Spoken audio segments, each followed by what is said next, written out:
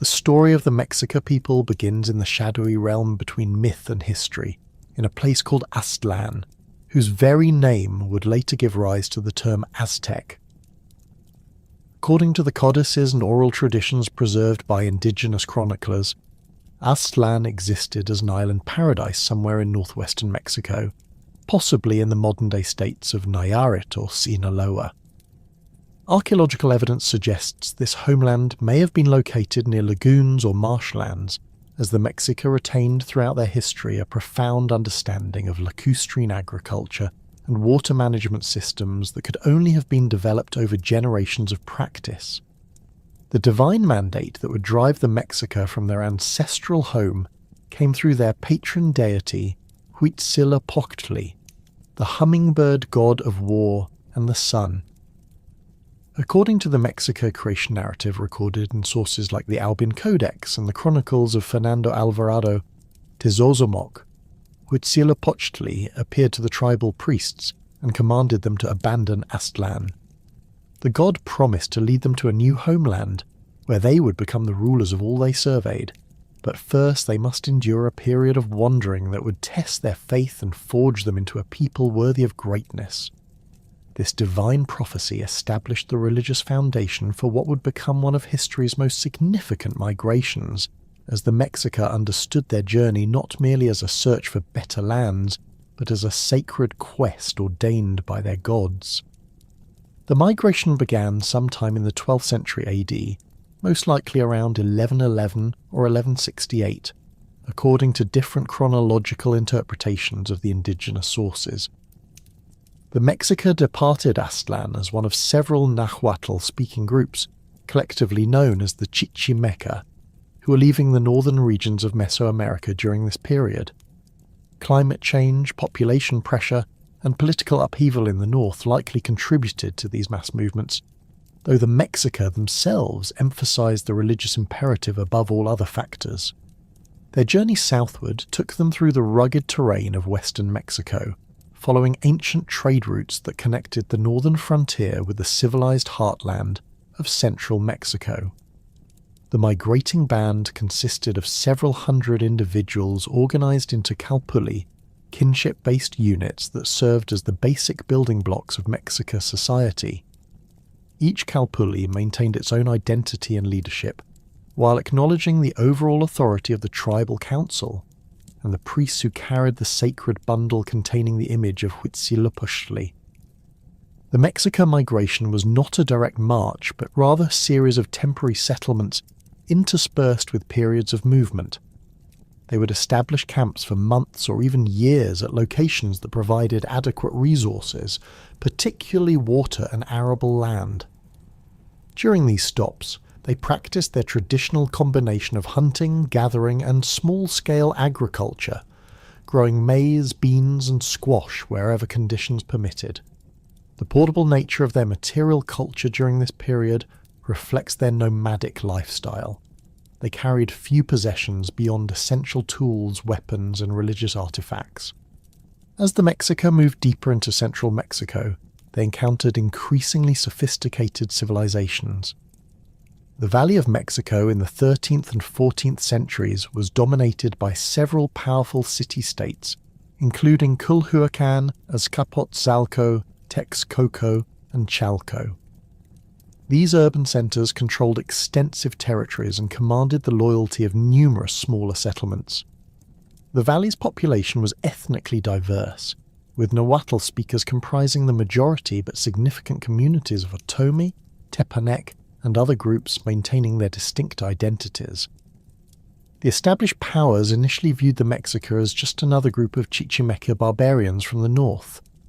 The term Chichimeca, meaning dog people, was used somewhat derogatorily by the sedentary populations to describe the semi-nomadic groups that periodically entered the valley. However, the Mexica possessed certain advantages that distinguished them from other migrant bands. They were skilled warriors, having honed their military capabilities during their long journey through hostile territory. They also demonstrated remarkable adaptability, quickly learning the political dynamics of the valley and positioning themselves as valuable allies rather than mere raiders. The city-state of Culhuacan became the Mexica's first significant patron in the valley.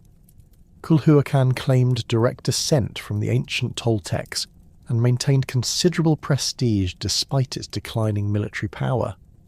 The Culhua rulers recognized the martial prowess of the Mexica and employed them as mercenaries in their conflicts with neighboring city-states. This arrangement provided the Mexica with their first stable base in the valley, while allowing them to gain intimate knowledge of local warfare, politics and culture. During their service to Culhuacan, the Mexica demonstrated their effectiveness in several military campaigns. They fought against the Xochimilca, inhabitants of the Chinampas in the southern part of Lake Xochimilco, and proved themselves capable of adapting their fighting techniques to the unique environment of the valley's lake system. The Mexica warriors learned to use canoes effectively in combat and developed tactics for fighting in the marshy terrain that surrounded the lakes. The relationship between the Mexica and Culhuacan eventually soured due to cultural and political tensions. The Mexica maintained religious practices that the more sophisticated Culhua found barbaric, including forms of human sacrifice that exceeded even the norms of Mesoamerican ritual violence. Additionally, the Mexica's growing confidence and assertiveness began to concern their patrons, who recognized that their mercenaries might eventually become competitors rather than subordinates. Following their departure from Culhuacan, the Mexica sought employment with Azcapotzalco, the most powerful city-state in the Western Valley. The Tepanec rulers of Azcapotzalco controlled extensive tribute networks and commanded the largest military forces in the region. They welcomed the Mexica as auxiliary troops, particularly valuing their skills in long-distance warfare and their willingness to undertake dangerous missions that established warriors might avoid. Under Tepanec patronage, the Mexica participated in campaigns throughout the valley and beyond. They fought against the city-states of Texcoco across the lake, helped suppress rebellions in tributary communities, and served as shock troops in major battles. These military experiences provided the Mexica with comprehensive knowledge of the valley's geography, resources, and political weaknesses. They learned which communities were prosperous, which trade routes were most valuable, and which alliances were fragile enough to be exploited. The Mexica's reputation as fierce warriors grew during this period, but they'd remained fundamentally dependent on their patrons for land and resources. They lived in temporary settlements on the margins of established territories, always subject to displacement if their services were no longer required. This precarious situation motivated their leaders to seek a permanent homeland where they could establish their own city-state and control their own destiny. The divine sign that would end their wandering came in the form of a vision that fulfilled Huitzilopochtli's ancient prophecy. According to Mexica tradition, their priests received a revelation directing them to seek a specific location where they would witness an eagle perched on a nopal cactus, devouring a serpent. This image, which would later become the central symbol of Mexican national identity, represented the cosmic balance between opposing forces and the triumph of the solar deity over the powers of the earth. The search for this prophetic sign led the Mexica to the marshy islands and reed beds of Lake Texcoco in the heart of the valley. The lake system was already densely populated around its shores, but the small islands and swampy areas in the interior remained largely unused by the established city-states. These wetlands were considered marginal lands, suitable perhaps for hunting waterfowl or gathering reeds, but hardly the foundation for a major settlement. When the Mexica scouts finally located the prophetic eagle on a small island in the lake, the practical challenges of establishing a settlement there must have seemed overwhelming. The island was barely above water level during the rainy season, lacked fresh water sources, and provided no natural building materials beyond mud and reeds. However, the religious significance of the site outweighed all practical considerations. The priests declared that Huitzilopochtli had chosen this place as the centre of their future empire, and the people accepted this divine judgment without question. The initial settlement on the island was modest in the extreme. The first structures were simple huts built on raised platforms to protect them from seasonal flooding. The Mexica constructed these early buildings using techniques learned during their nomadic period, weaving walls from reeds and covering them with mud plaster. The roofs were thatched with lake grasses, and the floors were made of packed earth mixed with crushed shells and pottery sherds to provide drainage. Fresh water presented an immediate and ongoing challenge. The lake water was brackish and unsuitable for drinking, forcing the settlers to develop ingenious solutions. They dug shallow wells that tapped into underground freshwater springs, and they constructed elaborate systems of channels and reservoirs to collect and store rainwater. The management of water resources became a central preoccupation that would later evolve into the sophisticated hydraulic engineering for which the Aztec capital would become famous. Food production on the island required the development of entirely new agricultural techniques. The Mexica could not simply transplant their traditional farming methods to this aquatic environment. Instead, they began experimenting with chinampas, artificial islands created by piling up mud, lake sediment, and organic matter in shallow areas of the lake. These floating gardens, anchored in place by willow trees, whose roots grew down into the lake bottom, provided highly fertile plots for growing crops. The early chinampas were small and crude compared to the elaborate systems that would later surround the Aztec capital. The first settlers learned through trial and error which crops grew best in the unique conditions of the lake environment, how to manage water levels to prevent flooding or drought, and how to maintain the structural integrity of their artificial islands against the constant erosion of wind and waves. The Mexica's transition from nomadic mercenaries to settled agriculturalists was neither smooth nor immediate. Many aspects of their traditional culture had to be adapted or abandoned entirely. The portable material culture of their wandering years gave way to more substantial possessions that reflected their permanent settlement. They began producing larger quantities of pottery, developing new styles that reflected their unique environment and experiences. The social organization of the community also evolved during this period. The Calpulli system that had served them well during their migration was modified to accommodate the realities of settled life. Each kinship group was assigned specific areas of the island for their residences and was given responsibility for particular aspects of community life, such as maintaining sections of the Chinampa system, organizing religious ceremonies, or providing warriors for the community's defense. The early decades of the settlement were marked by constant struggles for survival and recognition. The established powers of the valley initially viewed the Mexica Island community as an insignificant curiosity, hardly worth their attention. This neglect was actually beneficial in many ways, as it allowed the Mexica to develop their unique adaptations to the lake environment without interference from more powerful neighbours.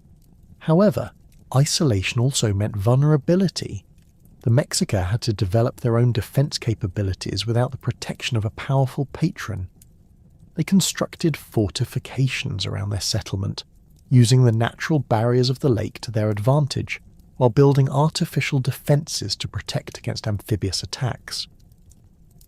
The community's warriors maintained their skills through constant training and occasional raids against hostile neighbours, gradually building a reputation for military effectiveness that would serve them well in future conflicts. The religious life of the community centred around the worship of Huitzilopochtli, whose guidance had brought them to their new home. The first temple on the island was a modest structure, but it served as the focal point for the elaborate ceremonies that reinforced community, identity, and divine favour. The priests maintained the sacred calendar, organised the ritual observances that mark the agricultural cycle, and preserved the historical traditions that connected the community to its mythical origins in Aztlan. The transformation of the modest Mexica settlement into the magnificent city of Tenochtitlan began in earnest around 1325 AD, when the community's leaders made the momentous decision to establish their permanent capital on the island, where their scouts had witnessed the prophetic eagle. The date itself carries significance in Mexica chronology, corresponding to the year 2 house in their calendar system, which was considered auspicious for new beginnings and the establishment of lasting institutions. The initial phase of urban development required the Mexica to overcome seemingly insurmountable geographical challenges. The island occupied barely 2 square kilometers of marshy land that rose only slightly above the lake's surface during the dry season and was frequently inundated during the annual rains.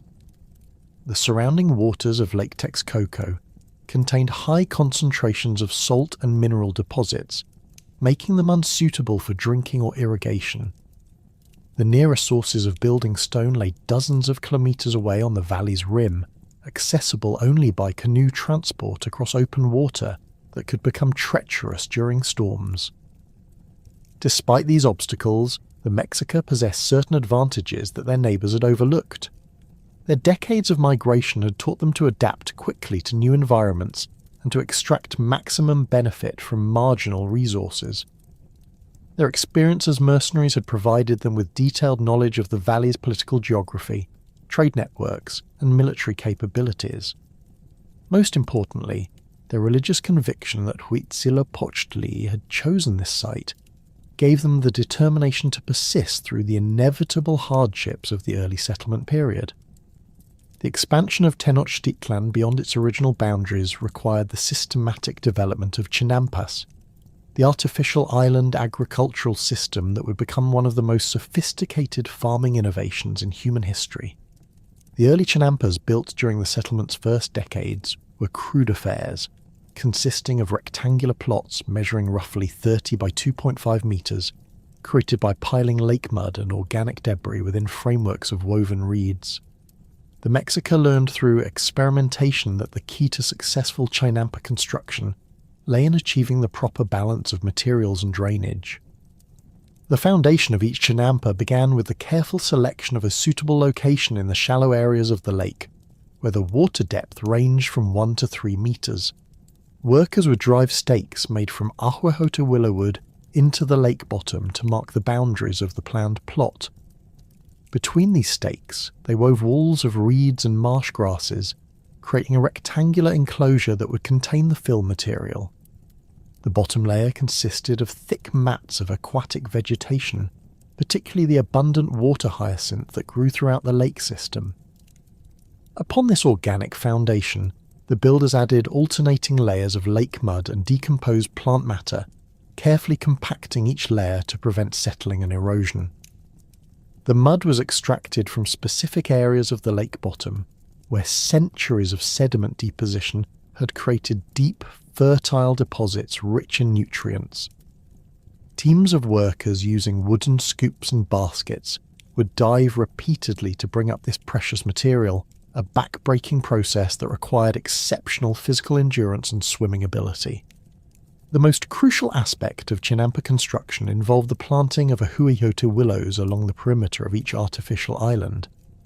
These fast-growing trees served multiple functions. Their extensive root systems anchored the Chinampas against erosion and wave action. Their branches provided materials for tools and construction, and their foliage created windbreaks that protected crops from the strong winds that swept across the open lake. The willows were planted as cuttings in the freshly constructed Chinampas, and within 2 to 3 years they had developed sufficient root mass to stabilize the artificial islands permanently. The agricultural potential of the Chinampa system exceeded even the most optimistic expectations of its creators. The combination of rich lake sediments, constant moisture, and protection from frost created growing conditions that supported multiple harvests per year. Maize, the staple crop of Mesoamerican civilization, thrived in the Chinampa environment, producing yields that were 3 to 4 times higher than those achieved on traditional dryland farms. Beans and squash, the other components of the classic Mesoamerican agricultural trinity, grew equally well in the artificial islands. The Mexica also discovered that Chinampas were ideally suited for growing specialty crops that commanded high prices in regional markets. Tomatoes, chili peppers, and various flowering plants flourished in the controlled environment of the floating gardens. The flowers were particularly important for religious ceremonies and were in constant demand throughout the valley.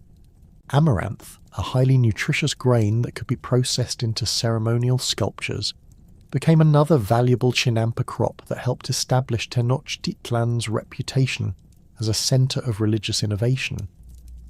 The success of the Chinampa system enabled rapid population growth in the early decades of Tenochtitlan's existence. Families that had struggled to feed themselves during the nomadic period now found themselves producing agricultural surpluses that could be traded for manufactured goods, raw materials, and luxury items. The increased food security attracted additional settlers, including skilled craftsmen and specialists who recognized the economic opportunities offered by the growing community. Simultaneously with the development of Tenochtitlan, another Mexica settlement was taking shape on a nearby island in Lake Texcoco. Tlatelolco, whose name means place of the round earth mound, was founded by a related group of Mexica who had separated from the main body during the final phase of the migration. According to the indigenous chronicles, this division occurred as a result of internal disputes over leadership and religious practices, though the exact nature of these disagreements remains unclear from the surviving sources. The founders of Tlatelolco established their settlement approximately 3 kilometers north of Tenochtitlan, on an island that offered certain advantages over the site chosen by their kinsmen. Tlatelolco's island was slightly larger and higher above the water level, providing more space for initial construction and better protection against seasonal flooding. The surrounding waters were also somewhat less saline, making the development of fresh water sources easier to achieve. Despite their political separation, the inhabitants of Tenochtitlan and Tlatelolco maintained close cultural and economic ties. Both communities spoke the same dialect of Nahuatl, worshipped the same pantheon of deities, and shared virtually identical social institutions. Intermarriage between the two settlements was common, creating kinship networks that transcended political boundaries. The proximity of the two islands facilitated constant communication and cooperation in matters of mutual interest, particularly defense against external threats and the management of shared resources in the lake environment. The economic relationship between Tenochtitlan and Tlatelolco developed along complementary lines that reflected the different strengths and priorities of each community. Tenochtitlan's leaders focused primarily on military expansion and political alliance building, activities that required significant investments in weapons, warrior training, and diplomatic gifts. Tlatelolco's rulers, by contrast, concentrated on developing their settlement as a commercial centre that could serve the growing trade networks of the valley. Tlatelolco's strategic location made it an ideal hub for merchants travelling between the various city-states around Lake Texcoco. The settlement's harbours could accommodate the large cargo canoes that transported bulk goods across the lake, while its markets provided secure venues for the exchange of valuable merchandise.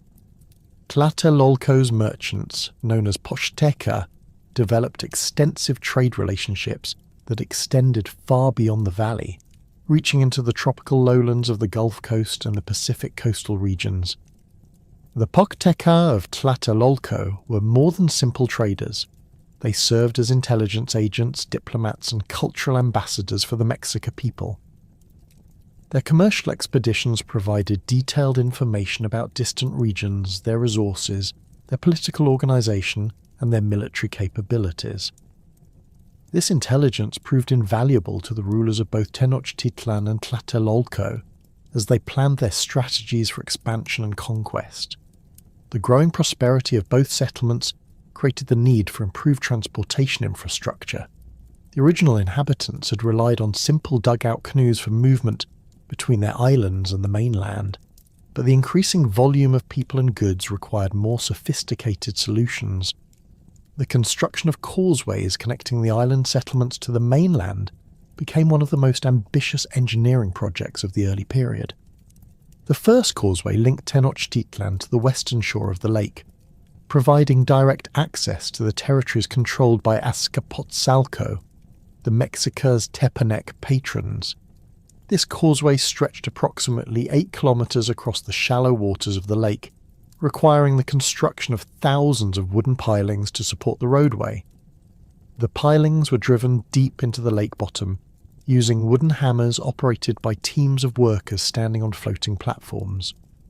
Once the pilings were in place, horizontal beams were lashed to them with rope made from magway fibres, creating a framework that could support the weight of the roadway.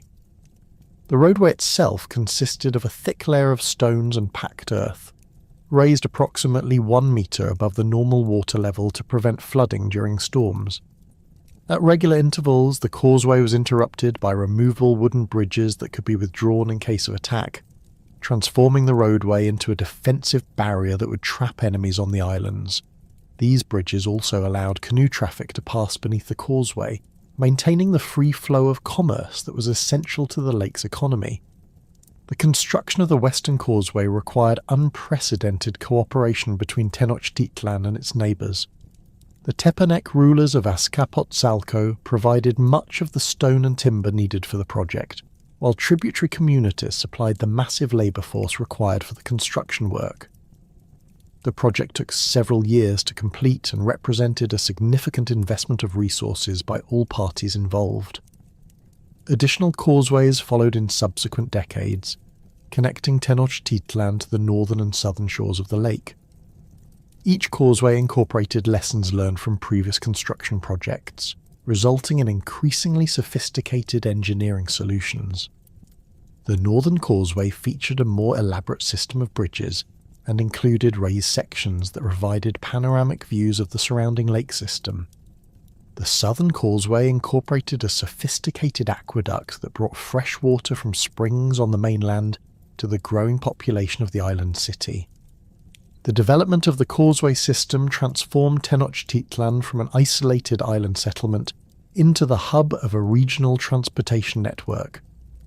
Merchants, pilgrims, and officials from throughout the valley could now reach the Mexica capital directly, without the delays and risks associated with water transport. The increased accessibility attracted additional settlers and stimulated economic growth that funded further urban development projects.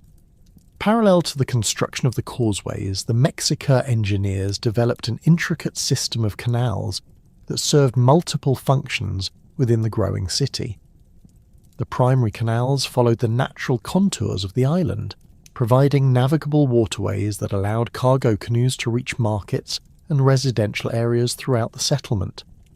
Secondary canals served as drainage channels that carried away excess water during the rainy season, preventing the flooding that had plagued the early settlement.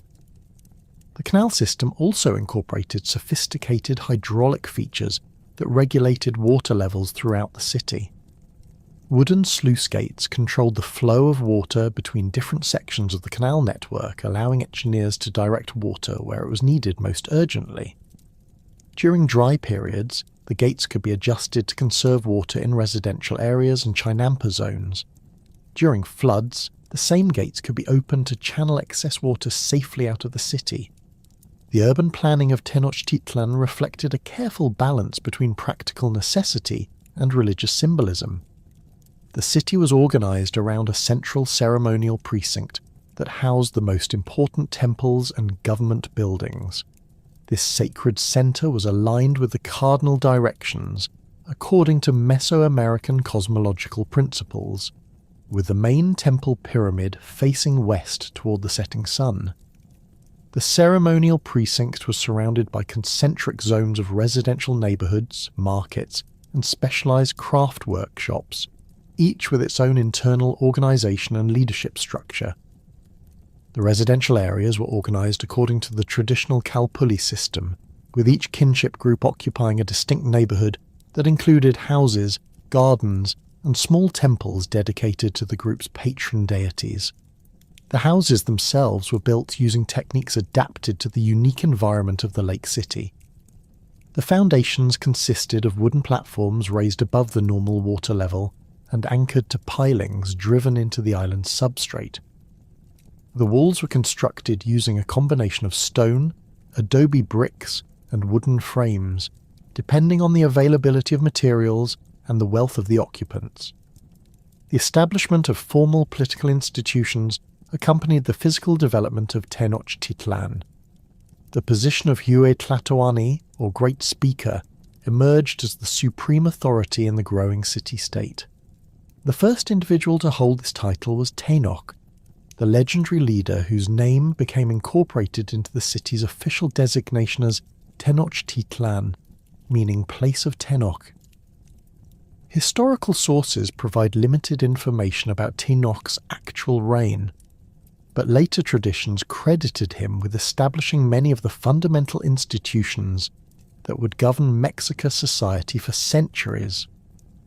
The Hue Tlatoani served as both secular ruler and high priest, embodying the unity of political and religious authority that characterized Mesoamerican kingship.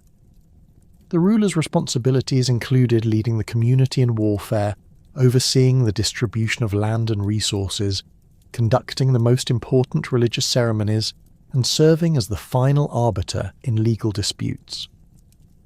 The position was theoretically elective, with the ruler chosen by a council of nobles from among the eligible members of the royal lineage, though in practice the succession often followed hereditary patterns. Supporting the Hue Tlatoani was a complex bureaucracy that managed the various aspects of city administration. The Quihuacoatl, or woman serpent, served as the ruler's principal deputy and handled many of the day-to-day administrative responsibilities. Military affairs were overseen by specialized war leaders who commanded the various warrior societies that formed the backbone of Mexican military power. Religious activities were coordinated by a hierarchy of priests who maintained the elaborate ceremonial calendar and conducted the rituals essential to the community's spiritual well-being. The codification of Mexica religious practices during this period established the theological foundation for the empire that would eventually emerge. The pantheon of deities worshipped in Tenochtitlan reflected the community's diverse cultural heritage, incorporating elements from their nomadic traditions, their experiences as mercenaries, and their interactions with the sophisticated civilizations of central Mexico.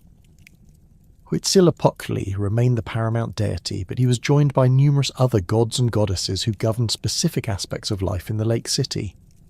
The religious calendar that governed ritual activities in Tenochtitlan was based on the complex interaction of two separate counting systems: the 260-day Tonalpohualli, or sacred calendar, and the 365-day Xiuhpohualli, or solar calendar. The combination of these two calendars created a 52-year cycle that served as the fundamental unit for measuring longer periods of time. The completion of each 52-year cycle was marked by elaborate ceremonies that included the ritual destruction of household goods and the rekindling of sacred fires throughout the city.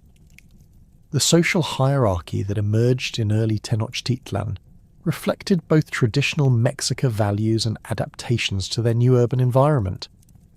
At the apex of society stood the Pipiltin, the noble class that included the royal family, high-ranking warriors, and senior priests. The Pipiltin controlled most of the city's wealth and held the majority of important political and religious offices. Their children received specialized education in schools called Calmacac, where they learned the complex skills required for leadership in Mexica society. The Maquehualtin, or commoners, comprised the majority of Tenochtitlan's population and included farmers, craftsmen, merchants, and laborers. While they lacked the political privileges of the nobility, the Maquehualtin enjoyed considerable social mobility through military service, commercial success, or religious devotion. Exceptional warriors could earn noble status through their battlefield achievements, while successful merchants could accumulate wealth that rivaled that of hereditary nobles. At the bottom of the social hierarchy were the Tlacotin, individuals who had been enslaved through warfare, debt, or criminal conviction. Slavery in Mexica society differed significantly from the plantation systems that would later develop in other parts of the Americas.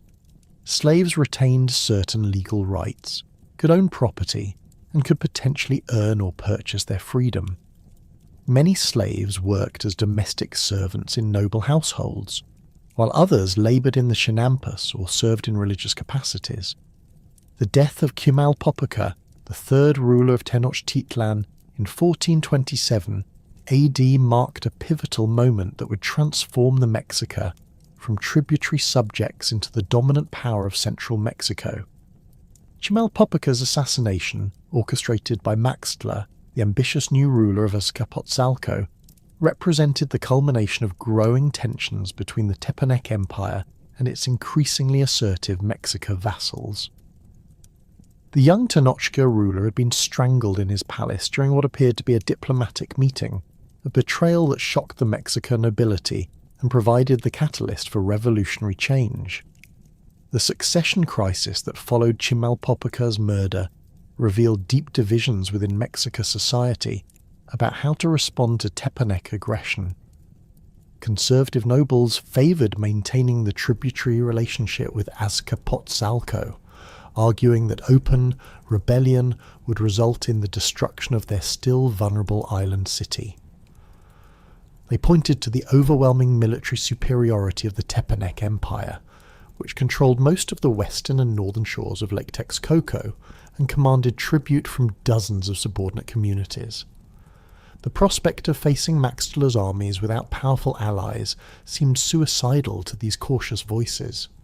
However, a faction led by Itzcoatl, Chimalpopoca's uncle and a seasoned military commander, advocated for armed resistance. Itzcoatl had spent decades observing the internal weaknesses of the Tepanec Empire during his service as a war leader under previous rulers. He recognised that Maxtla's aggressive policies had created widespread resentment among many of Azcapotzalco's tributaries, particularly the powerful city-state of Texcoco, which had recently been conquered and humiliated by Tepanec forces. The death of Nezahualcoyotl's father, Ixtlilxochitl, the legitimate ruler of Texcoco, at Tepanec hands had created a potential ally whose desire for revenge matched that of the Mexica. Itzcoatl's election as the new Huey Tlatoani represented a decisive rejection of accommodation with Azcapotzalco. The new ruler was approximately 50 years old at the time of his accession, a mature leader whose military experience and political acumen had earned him respect throughout Mexica society. Unlike his predecessors, who had risen to power during periods of relative stability, Itzcoatl faced immediate existential threats that required bold action and innovative solutions. His first priority was to forge alliances that could counterbalance Tepanec military superiority. The most crucial of these diplomatic initiatives involved secret negotiations with Nezahualcoyotl, the exiled prince of Texcoco, who had been living as a fugitive since his father's death. Nezahualcoyotl possessed intimate knowledge of Tepanec military capabilities and political vulnerabilities, having spent years planning his campaign to reclaim his ancestral throne. The young prince had already begun organising resistance networks among the communities of the eastern lakeshore, many of which had chafed under Tepanec domination and yearned for the restoration of Texcoco's traditional hegemony over the region. The alliance between Itzcoatl and Nezahualcoyotl was formalised through a series of clandestine meetings held on small islands in the northern part of Lake Texcoco. These negotiations required extraordinary secrecy, as Maxtla had placed substantial bounties on both leaders and maintained an extensive network of spies throughout the valley. The two rulers communicated through trusted intermediaries who used coded messages and travelled by night in unmarked canoes to avoid detection by Tepanec patrols. The third member of what would become the Triple Alliance was Totoquihuastli, the ruler of Tlacopan, a smaller city-state located on the western shore of the lake. Tlacopan's inclusion in the alliance reflected both strategic necessity and political calculation. The city controlled important trade routes between the valley and the regions to the west, and its cooperation was essential for maintaining supply lines during the anticipated conflict with Azcapotzalco. Additionally, Totoquihuastli commanded significant military forces and possessed detailed knowledge of Tepanec defensive preparations, having served as one of Maxtla's subordinate commanders before secretly defecting to the rebel cause. The formal establishment of the Triple Alliance, known in Nahuatl as the Excan Tlahtoloyan or Three Speakers, occurred in 1428 AD through elaborate ceremonies that invoked ancient Mesoamerican traditions of confederation. The three rulers met at a neutral location on the lake and participated in ritual bloodletting that symbolically bound their lineages together in perpetual alliance. Each leader contributed drops of blood to a sacred fire while priests chanted invocations to the gods requesting divine approval for their confederation. The terms of the alliance were carefully negotiated to reflect the relative contributions and capabilities of each partner. Tenochtitlan, as the initiator of the rebellion and the largest contributor of military forces, was accorded the dominant position within the confederation. The Mexica ruler would serve as the supreme military commander during joint campaigns and would receive the largest share of tribute from conquered territories.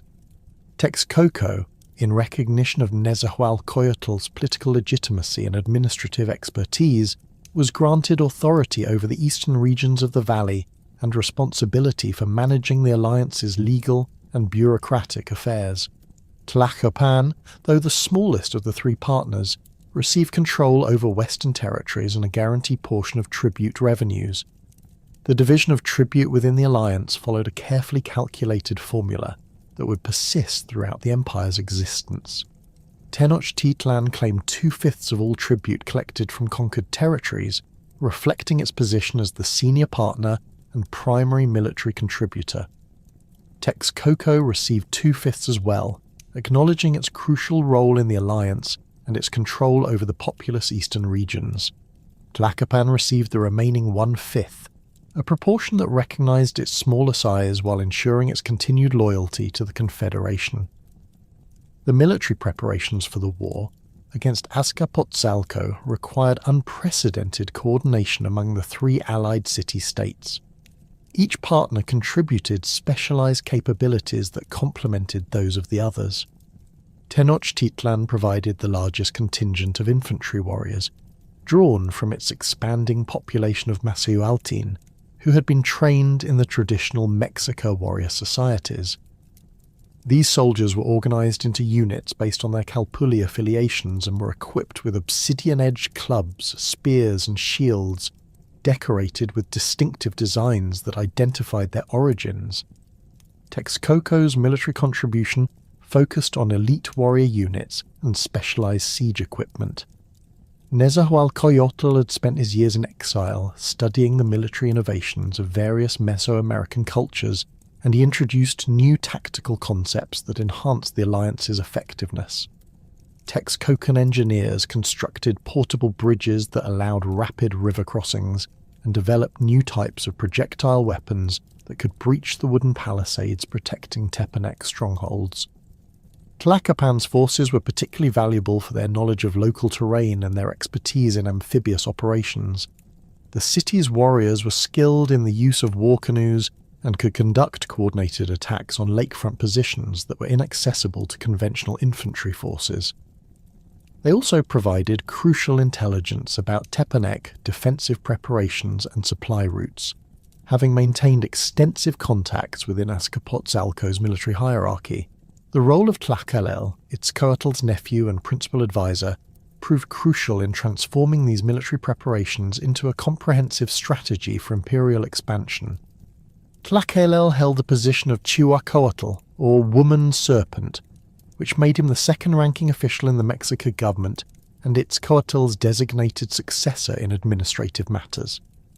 Unlike previous holders of this office, who had focused primarily on internal governance, Tlacaelel envisioned a radical restructuring of Mexica society to support sustained military expansion and imperial administration. Tlacaelel's reforms began with the reorganization of Mexican military institutions to create a more professional and effective fighting force. The traditional warrior societies, which had been primarily social and religious organizations, were transformed into disciplined military units with standardized training, equipment, and command structures. Young men were required to undergo rigorous physical conditioning and combat training from an early age, with advancement through the warrior hierarchy dependent on demonstrated battlefield prowess.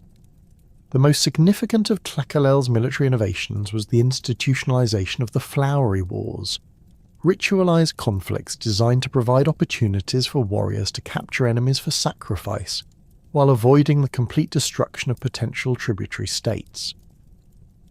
These carefully regulated battles served multiple purposes. They maintained the fighting skills of Mexica warriors during peacetime, provided a steady supply of sacrificial victims for religious ceremonies, and demonstrated Mexican military superiority to potential enemies without the costs associated with total warfare. Religious reforms accompanied these military changes, as Tlacaelel sought to create an ideological foundation for Mexica imperial ambitions. The cult of Huitzilopochtli was elevated above all other deities in the Mexica pantheon, with the war god portrayed as the divine patron of imperial expansion.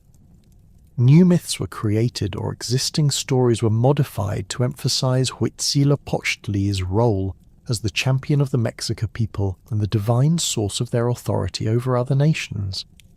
The practice of human sacrifice was systematized and expanded under Tlacaelel's direction, becoming a central element of state policy rather than merely a religious observance. Large-scale sacrificial ceremonies were organized to coincide with major military campaigns, with hundreds of captive warriors offered to the gods to ensure divine favor for Mexica armies. These spectacular rituals served important political functions, demonstrating Mexica power to allies and enemies while reinforcing the religious obligations that bound conquered peoples to their new overlords. The administrative framework that would govern the expanding empire was established during the preparations for the Tepanec War. Tlacaelel created new governmental positions to handle the complexities of ruling multiple city-states and managing tribute collection from distant territories. Professional administrators, drawn from the ranks of the nobility and trained in specialized schools, were assigned to oversee conquered regions and ensure compliance with imperial directives. The tribute system itself was standardized according to principles that balanced imperial needs with local capabilities. Each conquered territory was assessed based on its population, agricultural productivity, and access to valuable resources. Tribute obligations were carefully calculated to extract maximum value, without destroying local economies or provoking rebellions. Communities that produced agricultural surpluses were required to deliver specified quantities of maize, beans, and other foodstuffs. Regions with access to luxury goods such as cacao, precious stones, or exotic feathers were obligated to provide these materials for imperial use. The collection of tribute was organized through a hierarchical system of local officials who reported to imperial administrators. Native rulers who submitted peacefully were often allowed to retain their positions as tributary lords, responsible for gathering the required goods and delivering them to imperial collection centers. This system of indirect rule minimized the administrative burden on the imperial government while maintaining local stability and legitimacy. The war against Azcapotzalco began in earnest during the dry season of 1428, when the Allied forces launched coordinated attacks against Tepanec strongholds throughout the Western Valley. The initial phase of the campaign focused on isolating Azcapotzalco from its tributary allies by capturing strategic towns that controlled key transportation routes. Mexica forces, supported by Texcocan siege specialists, systematically reduced Tepanec outposts while Tlacopan warriors disrupted enemy supply lines through amphibious raids. The siege of Azcapotzalco itself lasted for several months and demonstrated the effectiveness of the alliance's coordinated strategy.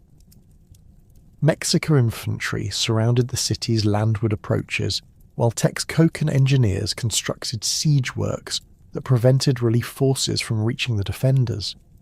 Tlacopan canoes controlled the lake approaches, intercepting supply convoys and preventing the evacuation of Tepanec leadership. Maxtla's death during the final assault on Azcapotzalco mark the end of Tepanec dominance in the Valley of Mexico. The fall of the city was followed by systematic destruction of its temples and administrative buildings, symbolically erasing the political and religious foundations of Tepanec power. The surviving population was relocated to other communities throughout the valley, preventing any future revival of Tepanec independence. The victory over Azcapotzalco transformed the political landscape of central Mexico and established the Triple Alliance as the dominant power in the region. The wealth captured during the conquest funded massive construction projects in all three allied cities, including the expansion of Tenochtitlan's ceremonial center and the construction of new palaces for the victorious rulers. More importantly, the success of the rebellion demonstrated the effectiveness of the alliance's military and administrative innovations, providing a template for future conquests throughout Mesoamerica. The tribute extracted from former Tepanec territories provided the economic foundation for imperial expansion. The allied rulers used these resources to maintain larger armies, support specialized craftsmen who produced luxury goods for diplomatic gifts, and fund the administrative apparatus necessary to govern distant provinces. The wealth also enabled significant improvements in agricultural productivity through the expansion of irrigation systems and the construction of additional chinampas in the lake system.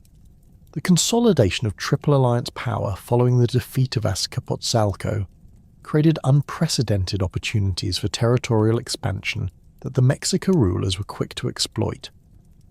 The tribute flowing from former Tepanec territories provided the economic resources necessary to maintain professional armies, while the alliance's demonstrated military effectiveness attracted additional city-states seeking protection or partnership. Within a decade of Maxtla's death, the Confederation controlled most of the Valley of Mexico and had begun extending its influence into the surrounding highland regions. Its Coatl's death in 1440 brought to power his nephew Moctezuma Ilhuicamina, known to history as Moctezuma I, whose reign would witness the transformation of the Triple Alliance from a regional confederation into a true empire spanning much of central Mexico. The new Huey Tlatoani was approximately 35 years old at his accession, having spent his youth as a warrior in the campaigns against Azcapotzalco and his early adulthood as a military commander under his uncle's direction. Unlike previous rulers who had inherited relatively stable situations, Moctezuma I faced the challenge of managing an expanding state while simultaneously conducting military campaigns that would extend Mexican influence far beyond the traditional boundaries of central Mexican politics. The administrative system that Moctezuma inherited from his predecessors required significant modifications to accommodate the complexities of governing distant territories inhabited by diverse ethnic groups with varying levels of political sophistication. The tribute collection mechanisms that had proven effective in the Valley of Mexico needed adaptation for regions where different languages were spoken, alternative agricultural systems were practiced, and local political structures bore little resemblance to the city-state organizations familiar to Mexica administrators. Moctezuma I's first major military campaign targeted the Huastec peoples of the Gulf Coast, a region that had remained largely independent of central Mexican influence, despite its proximity to the highland valleys. The Huasteca, as this territory was known, encompassed the fertile lowlands stretching from the Sierra Madre Oriental to the Gulf of Mexico, an area characterized by abundant rainfall, rich alluvial soils, and access to valuable resources including cotton, cacao, and tropical bird feathers prized for ceremonial purposes. The Huastec peoples themselves presented a formidable challenge to Mexico expansion efforts. They had developed sophisticated agricultural systems adapted to their humid environment, constructing elaborate drainage networks that allowed intensive cultivation of maize, beans, and cotton in areas that would otherwise have been too waterlogged for productive farming. Their settlements were typically built on elevated platforms that provided protection from seasonal flooding, while facilitating trade along the numerous rivers that crossed the coastal plain. Huastec military organization differed significantly from the warrior society systems familiar to the Mexica. Rather than the hierarchical structures based on individual combat prowess that characterized Highland armies, Huastec forces emphasized collective tactics and the coordinated use of projectile weapons. Their warriors were skilled archers who employed powerful composite bows capable of penetrating the cotton armor typically worn by Mesoamerican soldiers. They also made extensive use of poisoned arrows and darts, weapons that were considered dishonorable by Highland standards, but proved devastatingly effective in the dense vegetation of the coastal lowlands. The logistical challenges of conducting military operations in the Huasteca required innovative solutions from Mexica planners. The tropical climate created health hazards for Highland warriors unaccustomed to high humidity and endemic diseases. The dense forest cover made traditional infantry formations ineffective, while the numerous rivers and swamps hindered the movement of large armies. Supply lines stretching hundreds of kilometres from the highland valleys were vulnerable to interdiction by hostile forces familiar with local terrain. Moctezuma Funes addressed these challenges through a combination of diplomatic preparation and tactical adaptation. Advance agents were sent into Huastec territory months before the main military expedition, establishing relationships with local leaders who might be persuaded to support Mexica objectives in exchange for favourable treatment under the new imperial administration. These diplomatic missions also gathered crucial intelligence about Huastec military capabilities, political divisions, and economic resources that would inform subsequent military planning. The Mexica forces that eventually invaded the Huasteca in 1444 represented a significant departure from traditional Highland military organisation. Rather than the massive armies that had proven effective in the Valley of Mexico, Moctezuma Hun deployed smaller, more mobile units capable of operating effectively in the difficult terrain of the coastal lowlands. These expeditionary forces included specialists trained in jungle warfare, engineers capable of constructing temporary bridges across rivers and swamps, and medical personnel familiar with tropical diseases and their treatment. The campaign itself unfolded over several years, as Mexica forces systematically reduced Huastec strongholds while establishing permanent garrisons to secure their conquests. The process required careful attention to local political dynamics, as the Huasteca was not a unified state, but rather a collection of independent communities with complex relationships of alliance and rivalry. Mexica commanders learned to exploit these divisions, supporting local leaders who were willing to acknowledge imperial authority, while isolating and destroying those who insisted on continued independence. The conquest of the Huasteca provided the Mexica Empire with access to resources that were unavailable in the highland regions. Cotton grown in the coastal lowlands became a crucial component of the imperial tribute system, as this fibre was essential for producing the textiles that served as both trade goods and diplomatic gifts. The region's cacao production supplied the beans that were used as currency throughout Mesoamerica, while exotic bird feathers from the tropical forests adorned the ceremonial costumes of nobles and priests in Tenochtitlan. The establishment of imperial administration in the Huasteca required the creation of new governmental institutions adapted to the unique characteristics of the region.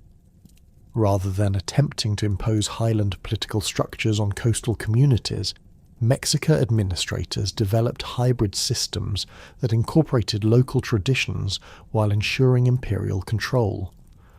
Native rulers who submitted to Mexica authority were allowed to retain their positions as tributary lords, responsible for collecting tribute and maintaining order within their territories. The tribute obligations imposed on Huastec communities reflected both imperial needs and local capabilities. Agricultural regions were required to deliver specified quantities of cotton, maize, and other foodstuffs, while communities with access to specialized resources such as amber, tropical hardwoods, or medicinal plants were obligated to provide these materials for imperial use. The tribute assessments were carefully calculated to extract maximum value without destroying local economies or provoking rebellions that would require costly military interventions. The success of the Aztec campaigns established a template for imperial expansion that would be employed throughout Moctezuma I's reign. The combination of diplomatic preparation, tactical adaptation, and administrative flexibility proved effective in regions with diverse environmental and cultural characteristics. The wealth extracted from conquered territories funded further military expeditions, while the administrative experience gained in governing distant provinces enhanced the empire's capacity for continued expansion. Following the consolidation of Mexican control over the Huasteca, Moctezuma I turned his attention to the southern regions of the empire, targeting the Mixtec and Zapotec peoples of Oaxaca. This mountainous region presented different challenges from the coastal lowlands, as the terrain was characterized by deep valleys separated by rugged highlands that made military movement difficult and communication between scattered settlements problematic. The political organization of Oaxaca differed significantly from both the city-state systems of central Mexico and the village-based societies of the Huasteca. The Mixtec peoples had developed complex kingdoms centered around fortified hilltop cities that controlled surrounding agricultural valleys. These kingdoms were ruled by hereditary nobles who claimed divine ancestry and maintained elaborate court systems that rivaled those of the major powers in central Mexico.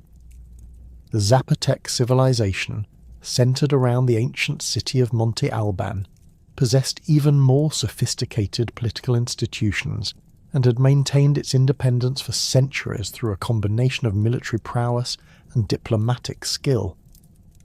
The conquest of Oaxaca required a different approach from the rapid campaigns that had proven successful in other regions. The mountainous terrain favoured defensive warfare, allowing relatively small forces to hold strategic passes against much larger armies. The scattered nature of population centres meant that conquering individual communities did not necessarily provide control over surrounding territories, as other settlements could continue resistance from their own fortified positions. Moctezuma I's strategy for conquering Oaxaca emphasized the systematic reduction of enemy strongholds through prolonged siege warfare. Mexica engineers developed new techniques for conducting operations in mountainous terrain, including portable siege equipment that could be disassembled for transport through narrow mountain passes and reassembled at target locations. They also perfected methods for cutting off water supplies to hilltop fortresses, forcing defenders to surrender when their cisterns were exhausted. The campaigns in Oaxaca extended over nearly a decade, as Mexican forces methodically conquered one valley after another, while establishing permanent garrisons to prevent reconquest by enemy forces. The process required enormous investments of manpower and resources, as supply lines stretching hundreds of kilometers across difficult terrain were vulnerable to attack by hostile forces familiar with local conditions. The wealth extracted from Oaxacan territories more than compensated for the costs of conquest. The region was renowned throughout Mesoamerica for its skilled craftsmen who produced luxury goods, including gold jewelry, carved jade ornaments, and elaborately decorated textiles. The tribute obligations imposed on conquered Oaxacan communities reflected these specialized capabilities, with requirements for delivery of precious metals, gemstones, and finished craft products that enhanced the prestige of the imperial court in Tenochtitlan. The death of Moctezuma I in 1469 brought to power his son Axayacatl, a young ruler whose reign would be marked by both spectacular military successes and costly failures that demonstrated the limits of Mexican military power. Axayacatl was approximately 20 years old at his accession, having spent his adolescence training as a warrior in the elite schools that prepared noble youth for leadership roles in Mexican society. Unlike his father, who'd inherited a relatively stable empire and gradually expanded its boundaries through carefully planned campaigns, Axayacatl faced immediate challenges that required rapid military responses. The most pressing of these challenges involved the growing independence of Tlatelolco, the sister city that had been founded by Mexica settlers on an island adjacent to Tenochtitlan. Over the decades since its establishment, Tlatelolco had developed into a major commercial centre, whose merchants, the Pochteca, maintained trade relationships throughout Mesoamerica. The wealth generated by this commerce had enabled Tlatelolco's rulers to maintain their own military forces and conduct independent diplomatic relations with other city-states, activities that increasingly conflicted with Tenochtitlan's claims to supremacy within the Mexica domain. The conflict between Tenochtitlan and Tlatelolco reflected deeper tensions within Mexica society about the proper relationship between commercial and military activities. Tlatelolco's merchants had accumulated vast wealth through their trading expeditions, but they lacked the military achievements that traditionally conferred high status in Mexica society. Conversely, Tenochtitlan's warrior nobility possessed the martial credentials that legitimized political authority, but they depended on commercial revenues to fund their military expeditions and maintain their luxurious lifestyles. The immediate cause of the war between the two cities involved a succession dispute in Tlatelolco that provided Axayacatl with a pretext for military intervention. When Moquihui, the ruler of Tlatelolco, died without a clear heir, competing factions within the city sought support from external allies. Axayacatl backed one claimant while other powers in the valley supported alternative candidates, creating a complex web of alliances that threatened to destabilize the entire region. The siege of Tlatelolco in 1473 demonstrated the military innovations that had been developed during the previous decades of imperial expansion. Mexica engineers constructed elaborate siege works that isolated the city from external support while protecting their own forces from counterattacks. The use of coordinated infantry assaults supported by projectile weapons proved effective against Tlatelolco's defences, which had been designed primarily to repel raids rather than sustained siege warfare. The fall of Tlatelolco marked the end of independent Mexico city-states and the consolidation of imperial authority under Tenochtitlan's direct control. The conquered city's commercial networks were incorporated into the imperial administration, providing the central government with unprecedented control over long-distance trade throughout Mesoamerica. The wealth of Tlatelolco's merchants was redistributed to reward loyal supporters of the imperial regime, while the city's military forces were integrated into the imperial army as auxiliary units. Axayacatl's attention then turned westward to the Tarascan Empire, a powerful confederation centered in the region now known as Michoacán. The Tarascans had developed a sophisticated military organization based on bronze weapons and disciplined infantry formations that had proven effective against traditional Mesoamerican armies equipped with obsidian weapons and relying on individual combat prowess. Their capital at Tzintzuntzan controlled extensive territories rich in copper, silver and other metals that were essential for producing the bronze tools and weapons that gave Tarascan forces their technological advantage. The Tarascan Empire presented the most formidable military challenge that Mexica forces had yet encountered. Unlike the city-states of central Mexico or the village-based societies of peripheral regions, the Tarascans had developed centralized military institutions capable of fielding large, well-equipped armies under unified command. Their bronze weapons were superior to obsidian implements in both durability and effectiveness, while their disciplined formations proved more effective than the individualistic combat styles favoured by Mexica warriors. The campaign against the Tarascans began in 1478, with a series of probing attacks designed to test enemy capabilities and identify potential weaknesses in their defensive systems. These initial encounters revealed the extent of Tarascan military superiority, as Mexica forces suffered heavy casualties while achieving minimal tactical gains. The bronze-armed Tarascan infantry proved capable of maintaining formation discipline under pressure, while their archers demonstrated superior range and accuracy compared to Mexica projectile weapons. The decisive battle of the campaign occurred at a location whose exact identity remains disputed among historians, but which contemporary sources describe as a broad plain suitable for large-scale infantry combat. Axayacatl had assembled the largest army in Mexican history, drawing warriors from throughout the empire and including substantial contingents from allied city-states. The Tarascan force was smaller but better equipped and more cohesively organised, with bronze weapons gleaming in the morning sun as disciplined formations advanced across the battlefield. The battle began with exchanges of projectile fire as both armies sought to disrupt enemy formations before the main infantry engagement. Tarascan archers, protected by large shields and supported by slingers, maintained steady volleys that caused significant casualties among the advancing Mexica warriors.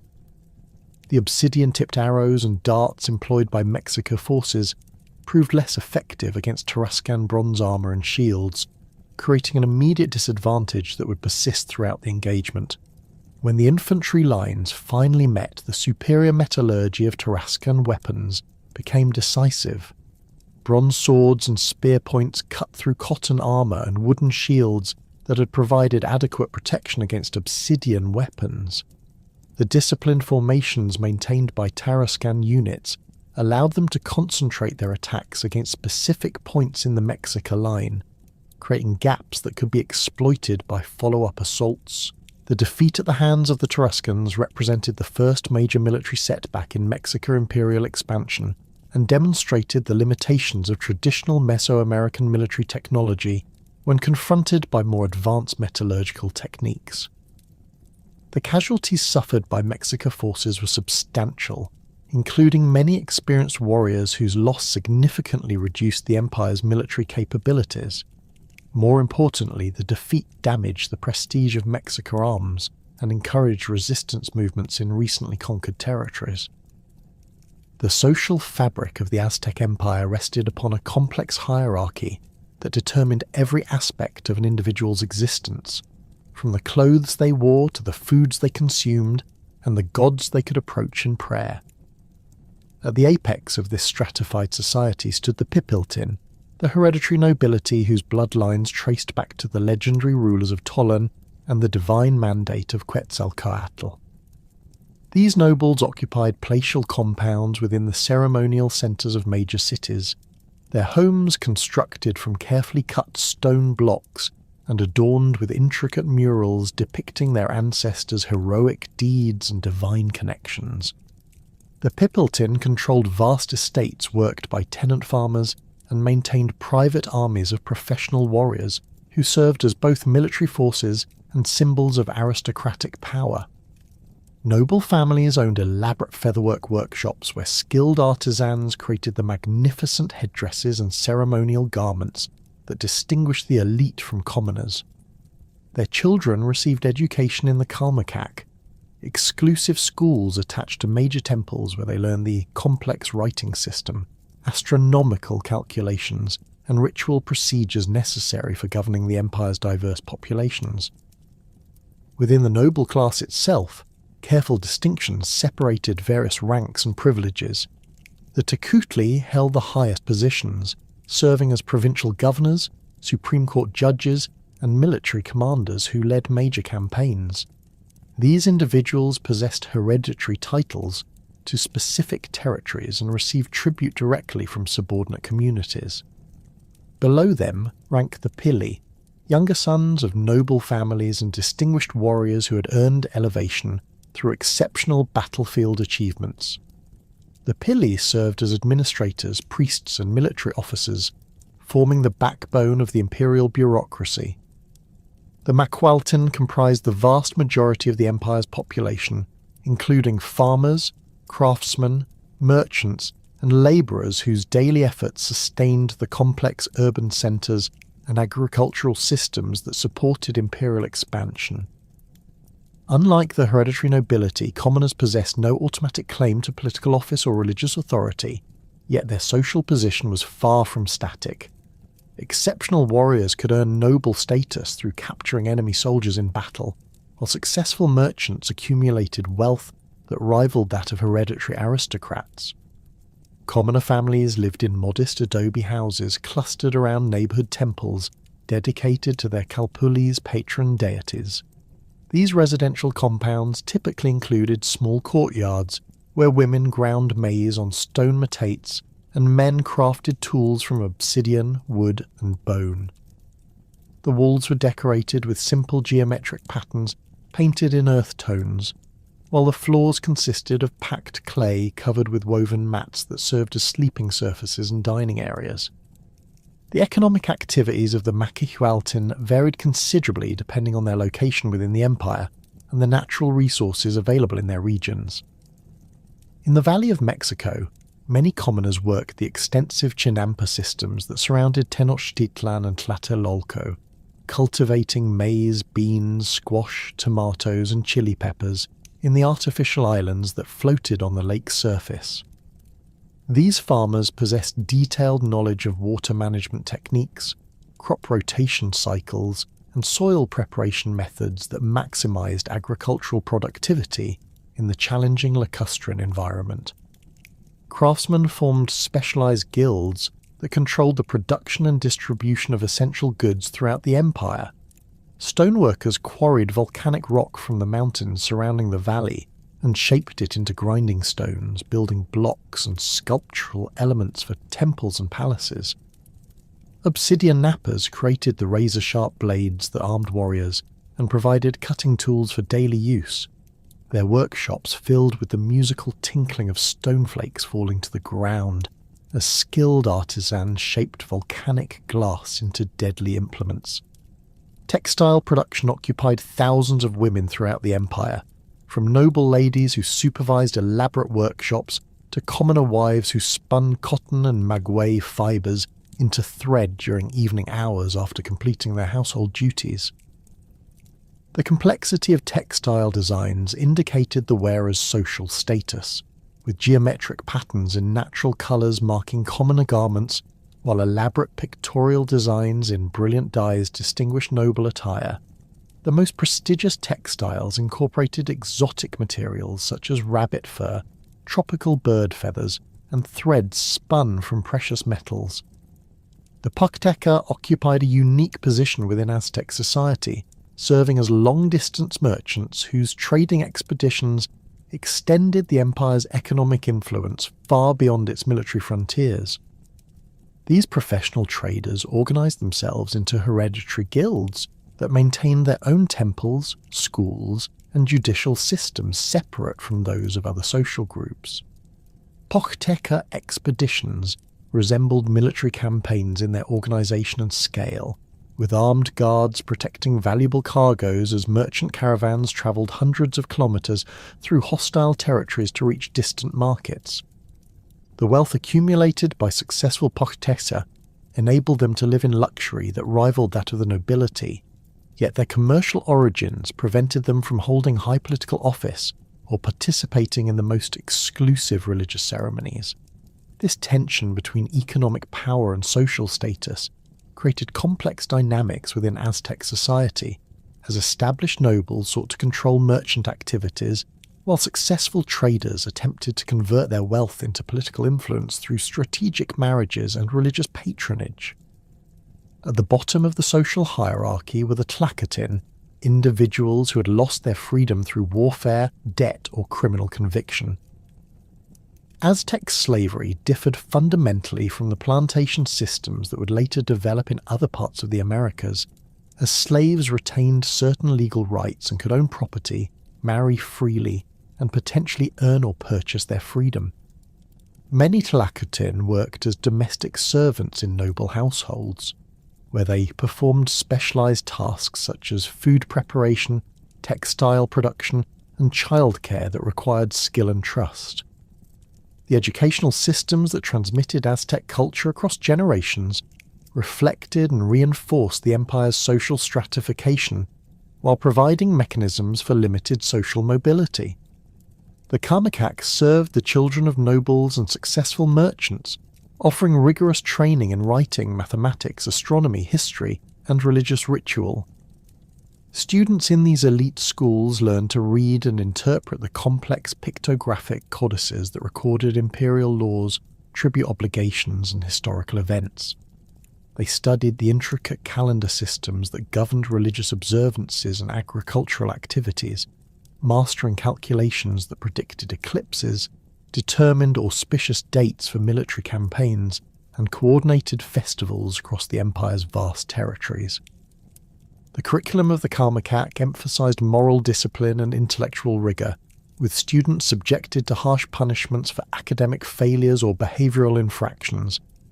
Young nobles learned to pierce their tongues, ears, and genitals with obsidian blades and maguey thorns as acts of religious devotion, while memorizing the complex poetry and songs that preserved historical traditions and mythological narratives.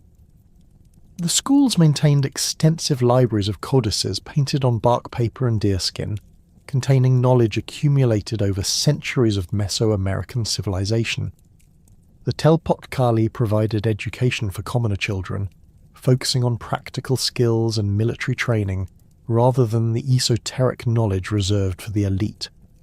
These neighborhood schools taught boys to use weapons effectively, perform basic religious ceremonies, and understand their obligations as tribute-paying subjects of the empire.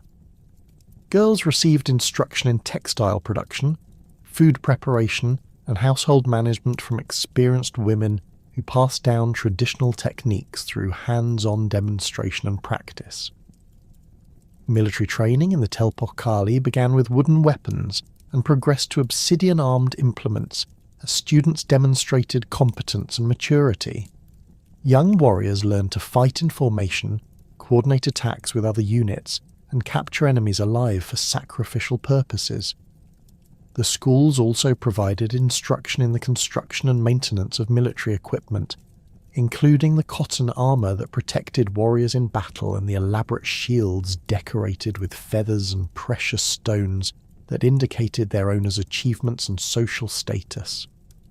Daily life in Tenochtitlan revolved around the complex rhythms of the ritual calendar and the practical demands of urban existence in a city that housed between 150,000 and 300,000 inhabitants.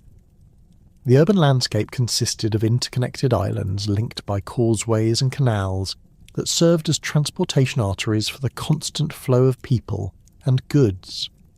Residential areas were organised according to Kalpuli affiliations, with each neighbourhood maintaining its own temple, school and market area, where local products were exchanged for goods from other parts of the city and empire. Housing styles varied dramatically according to social status and economic resources. Noble residences occupied extensive compounds that included multiple buildings arranged around courtyards planted with flowers and shade trees. The main structures featured stone foundations, adobe brick walls, and flat roofs that served as additional living and working spaces. Interior rooms were decorated with elaborate murals depicting mythological scenes, historical events, and genealogical information that established the occupants' noble credentials. Commoner houses were smaller and simpler, typically consisting of 1 or 2 rooms with thatched roofs and walls made from adobe bricks or wattle and daub construction. These modest dwellings nonetheless provided adequate shelter and included features such as built-in storage areas, raised sleeping platforms, and small shrines dedicated to household deities. Many houses included workshops where family members practiced specialized crafts, with pottery kilns, weaving looms, and tool-making areas integrated into the domestic architecture. The clothing worn by Tenochtitlan's inhabitants served as immediate indicators of social status, occupation, and regional origin. Nobles dressed in elaborately decorated garments made from cotton textiles dyed in brilliant colours and adorned with geometric patterns, featherwork, and precious stone ornaments.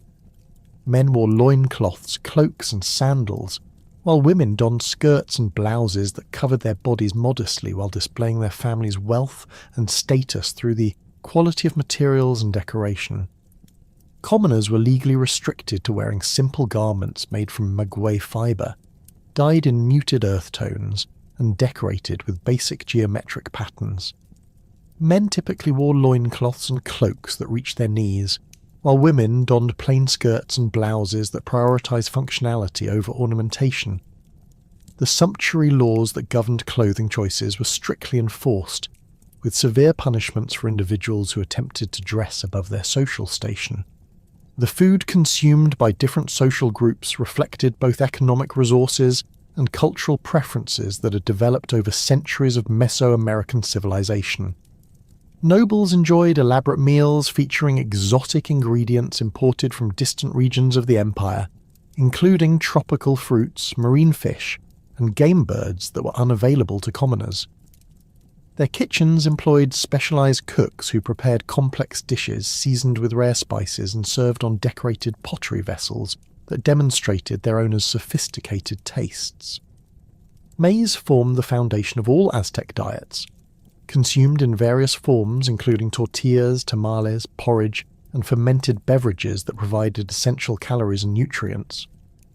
Commoner families supplemented their maize-based meals with beans, squash, chili peppers, and whatever protein sources they could afford, including small game, fish from the lake system, and domesticated dogs and turkeys raised in their household compounds. The market system centered at Tlatelolco represented one of the most sophisticated commercial institutions in the pre-Columbian Americas, attracting merchants and customers from throughout Mesoamerica to exchange goods in a carefully regulated environment. The main market occupied a vast plaza that could accommodate over 60,000 people on major trading days, with specialized sections devoted to different categories of merchandise. Vendors arranged their goods on woven mats spread across the ground, creating colorful displays that showcased the empire's economic diversity and productive capacity. Food vendors offered prepared meals, fresh produce, and specialty items such as chocolate drinks flavored with honey and spices that provided refreshment for shoppers and workers. Craft specialists sold pottery, textiles, tools, and ornamental objects that demonstrated the high level of artistic achievement attained by Aztec artisans. Merchants from distant regions displayed exotic goods, including jade ornaments from Guatemala, amber from Chiapas, and tropical bird feathers from the coastal lowlands that added luxury and prestige to noble households. The market operated according to strict regulations enforced by appointed officials who monitored weights and measures, resolved disputes between buyers and sellers, and maintained order among the crowds of shoppers. Prices were established through negotiation between buyers and sellers, with cacao beans serving as a standard medium of exchange for small transactions, while cotton textiles and quills filled with gold dust facilitated larger purchases. Aztec artistic achievements encompassed a wide range of media and techniques that reflected both religious devotion and aesthetic sophistication. Sculptors carved massive stone monuments that adorned temple complexes and public spaces, creating powerful images of deities, rulers, and mythological scenes that communicated imperial ideology to diverse populations. The famous calendar stone, discovered in the main plaza of Tenochtitlan, exemplified the integration of artistic excellence with astronomical knowledge, its intricate carvings depicting the cyclical nature of time and the cosmic forces that governed human destiny. Featherwork represented perhaps the most distinctive of Aztec artistic traditions, with skilled craftsmen creating elaborate compositions using tropical bird plumage arranged in complex patterns and designs. These magnificent works adorned the costumes of nobles and priests during important ceremonies, their brilliant colours and intricate details serving as symbols of divine favour and social distinction. The techniques required to create featherwork masterpieces were closely guarded secrets, passed down through hereditary guilds that maintained exclusive control over this prestigious art form.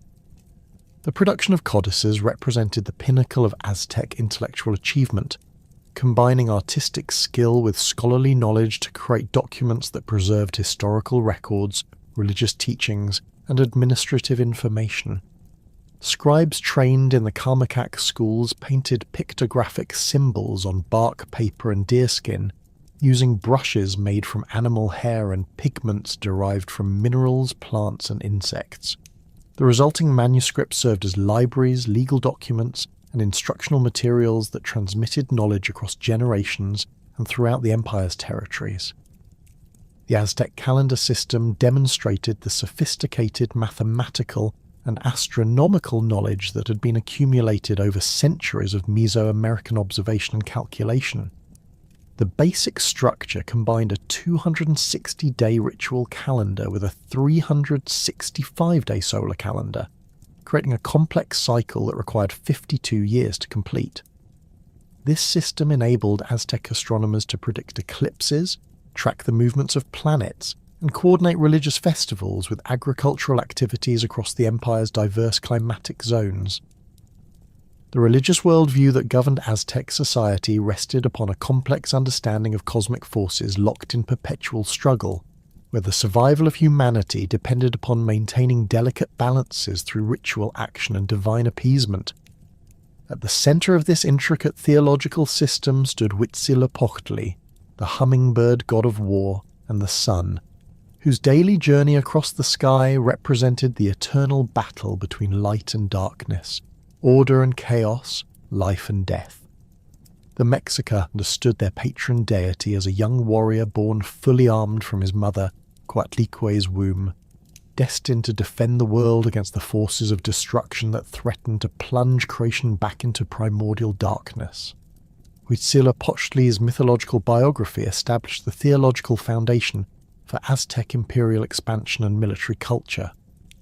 According to the sacred narratives preserved in temple schools and recited during religious ceremonies, the god had been conceived when his mother, the earth goddess Coatlicue, was impregnated by a ball of hummingbird feathers that fell from the sky while she was sweeping the temple at Coatepec. His jealous siblings, led by his sister Coyolxauhqui, the moon goddess, conspired to kill their mother before the miraculous birth could occur, viewing the pregnancy as a source of shame and dishonor to their family. The moment of Huitzilopochtli's birth marked the beginning of the cosmic war that would define Aztec religious consciousness.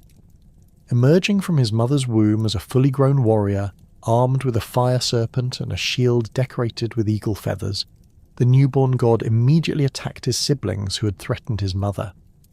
In the ensuing battle, Huitzilopochtli dismembered Coyolxauhqui and hurled her head into the sky, where it became the moon, while scattering his other siblings across the heavens as stars. This primordial conflict established the pattern of cosmic struggle that required constant renewal through human action and divine intervention. The daily solar cycle was understood as a reenactment of Huitzilopochtli's eternal battle against the forces of darkness.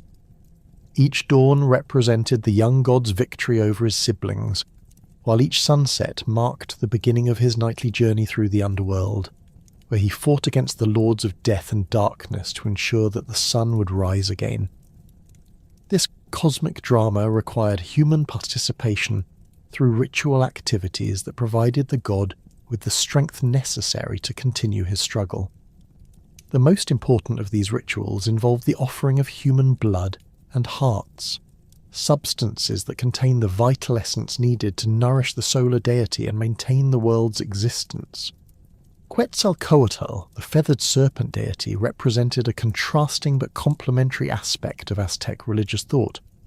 Unlike Huitzilopochtli's association with warfare and sacrifice, Quetzalcoatl embodied wisdom, creativity, and the civilizing arts that distinguished humans from animals. The god was credited with creating humanity in the current cosmic age by mixing his own blood with bones stolen from the underworld, a heroic act that established the fundamental debt that humans owed to the divine realm. Quetzalcoatl had also given humans the gift of maize, the sacred grain that formed the foundation of Mesoamerican civilization, by transforming himself into an ant and carrying the precious seeds from their hiding place within a mountain. The dual nature of Quetzalcoatl's symbolism reflected the Aztec understanding of the fundamental tensions that characterized existence. As a feathered serpent, the deity combined the earth-bound nature of reptiles with the celestial freedom of birds, representing the unity of opposites that governed cosmic processes. The god's association with wind linked him to the invisible forces that brought rain clouds from the ocean and carried the seeds of plants across vast distances, making him essential to agricultural fertility and seasonal renewal. Quetzalcoatl's role as the patron of learning and the priesthood made him particularly important to the educated elite who governed Aztec society. The god was believed to have invented the calendar systems that regulated religious observances and agricultural activities, while also creating the writing systems that preserved historical knowledge and religious teachings. Priests who served in his temples underwent rigorous training in astronomy, mathematics, and ritual procedures, becoming the intellectual leaders who maintained the complex ceremonial cycles that sustained cosmic order. Tezcatlipoca, whose name meant smoking mirror, embodied the darker aspects of divine power that the Aztecs recognized as essential components of cosmic balance. This deity was associated with night, jaguars, sorcery, and the unpredictable forces that could bring either great fortune or devastating destruction to human communities.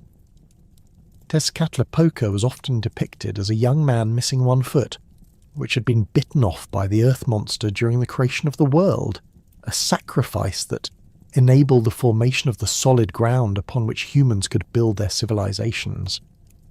The relationship between Tezcatlipoca and Quetzalcoatl formed one of the central themes of Aztec mythology, with the two deities locked in eternal rivalry that drove the cycles of creation and destruction that shaped cosmic history. According to the sacred narratives, these divine conflicts had resulted in the destruction and recreation of the world multiple times, with each cosmic age ending when one deity gained temporary supremacy over the other. The current world age, known as the fifth sun, had been created through the cooperation of all the gods, but it too was destined to end in catastrophic destruction unless humans maintained the proper ritual relationships with the divine realm. Tlaloc, the rain god, controlled the life-giving waters that made agriculture possible in the semi-arid environment of central Mexico. This ancient deity, whose worship predated the arrival of the Mexica by many centuries, was depicted as a figure with goggle-like eyes and prominent fangs, often surrounded by symbols representing clouds, lightning, and falling rain. Tlaloc's mountaintop shrines dotted the landscape around the Valley of Mexico, marking the sacred peaks where rain clouds gathered and from which life-sustaining moisture descended to nourish the crops that fed the empire's growing population. The worship of Tlaloc involved elaborate ceremonies that acknowledged the god's control over the agricultural cycles that governed human survival. During the dry season, priests conducted rituals designed to attract the rain clouds that would bring the moisture necessary for planting and crop growth. These ceremonies often involved the sacrifice of children, whose tears were believed to be particularly pleasing to the rain god, and whose innocent suffering could move him to compassion for human needs.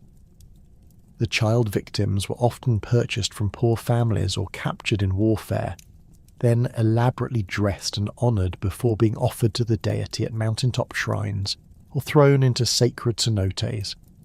The Aztec understanding of cosmic time was structured around the concept of the 5 suns, successive world ages that had been created and destroyed through the actions of competing deities.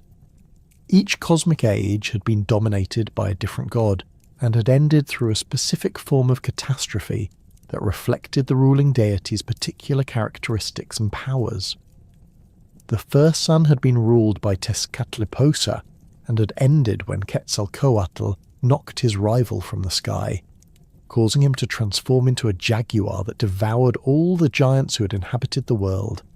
The second sun had been governed by Quetzalcoatl and had ended when Tezcatlipoca's revenge transformed humans into monkeys and destroyed their civilization with hurricanes.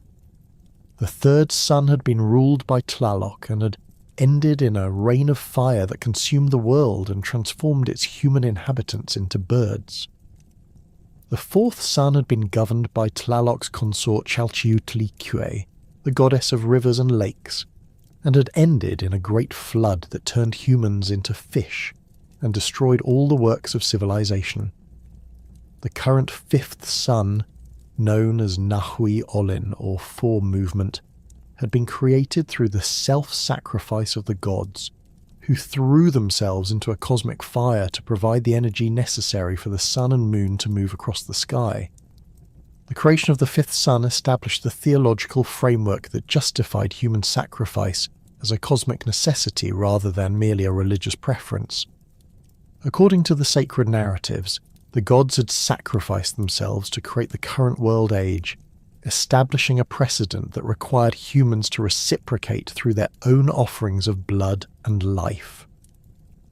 The god Nanahuatzin, a humble and diseased deity, had volunteered to throw himself into the cosmic fire to become the sun, while the proud god Tecusistecatl had hesitated before following his example to become the moon.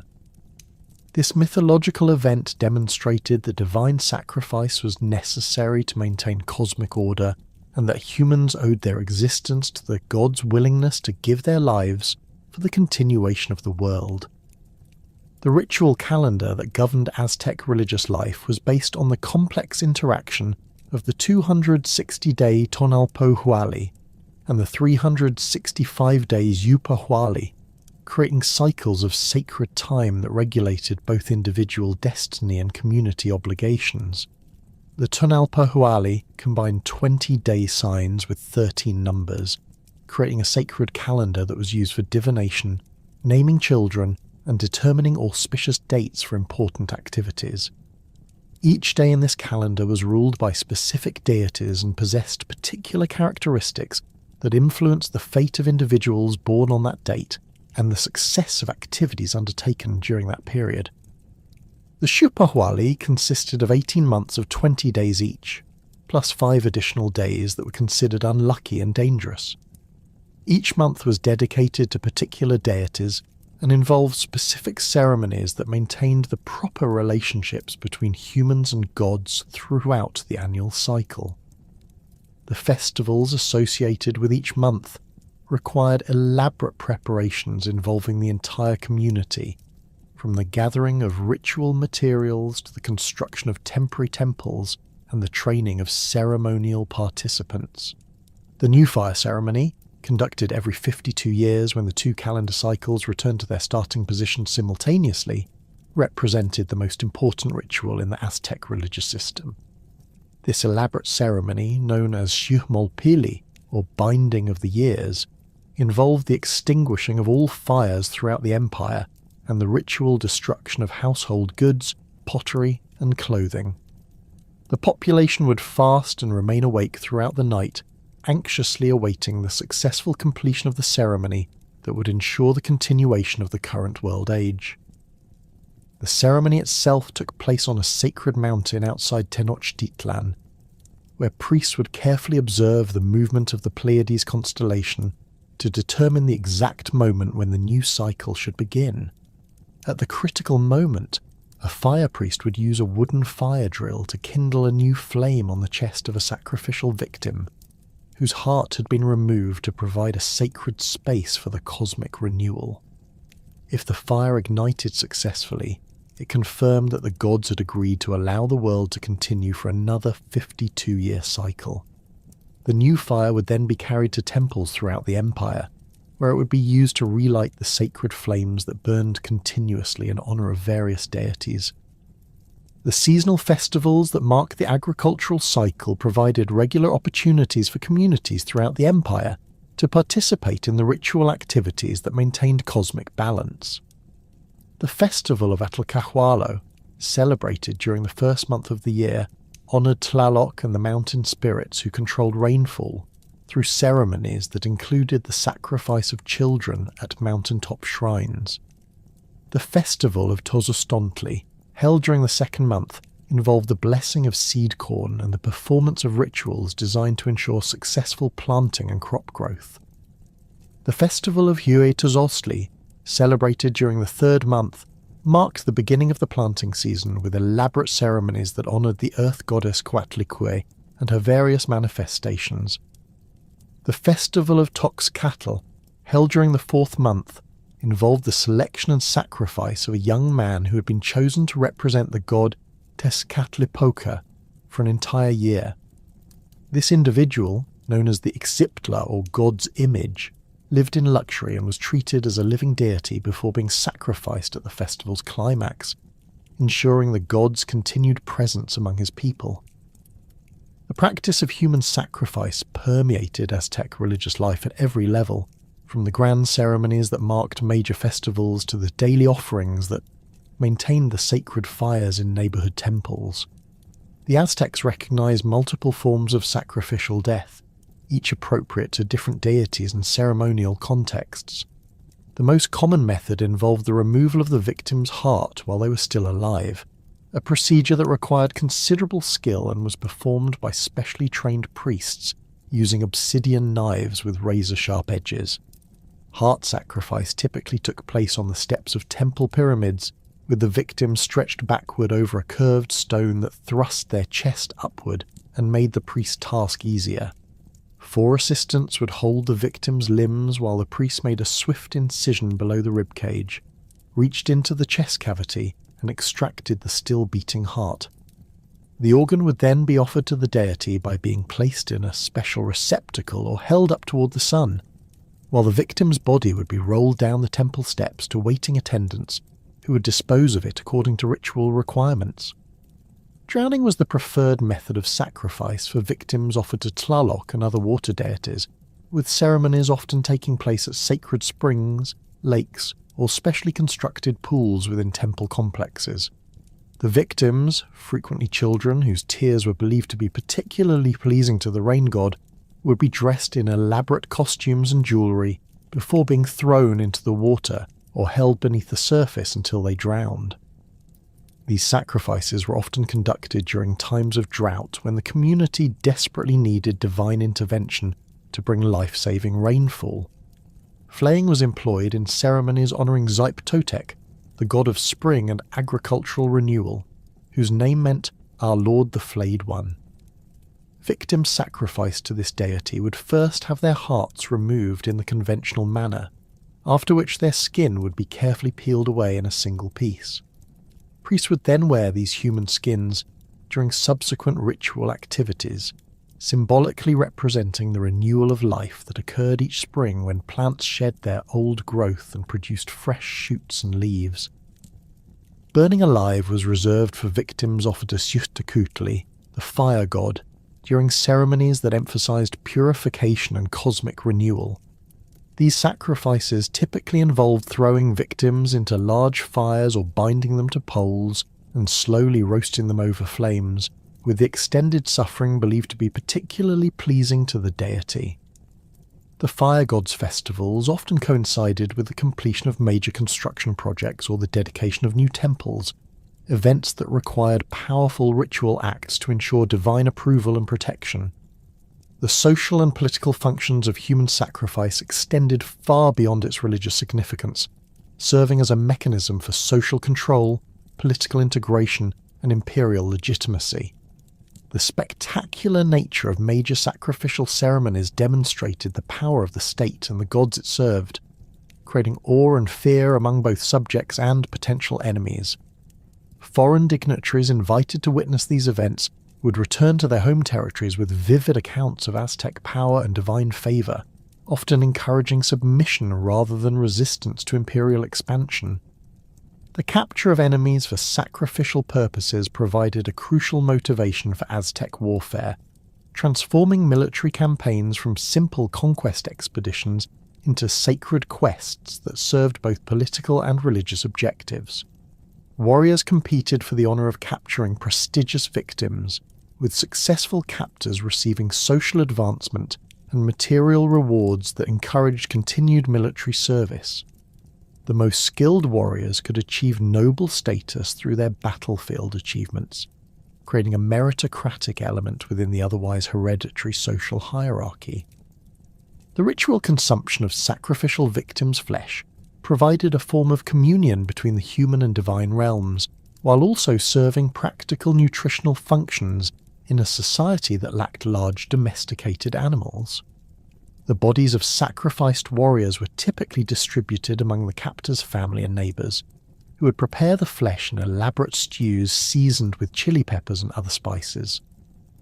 This ritual cannibalism was understood as a way of absorbing the spiritual power of brave enemies while honouring their courage through ceremonial consumption. The training of priests who conducted these complex sacrificial rituals required years of intensive education in specialised temple schools that preserved the detailed knowledge necessary for proper ceremonial performance.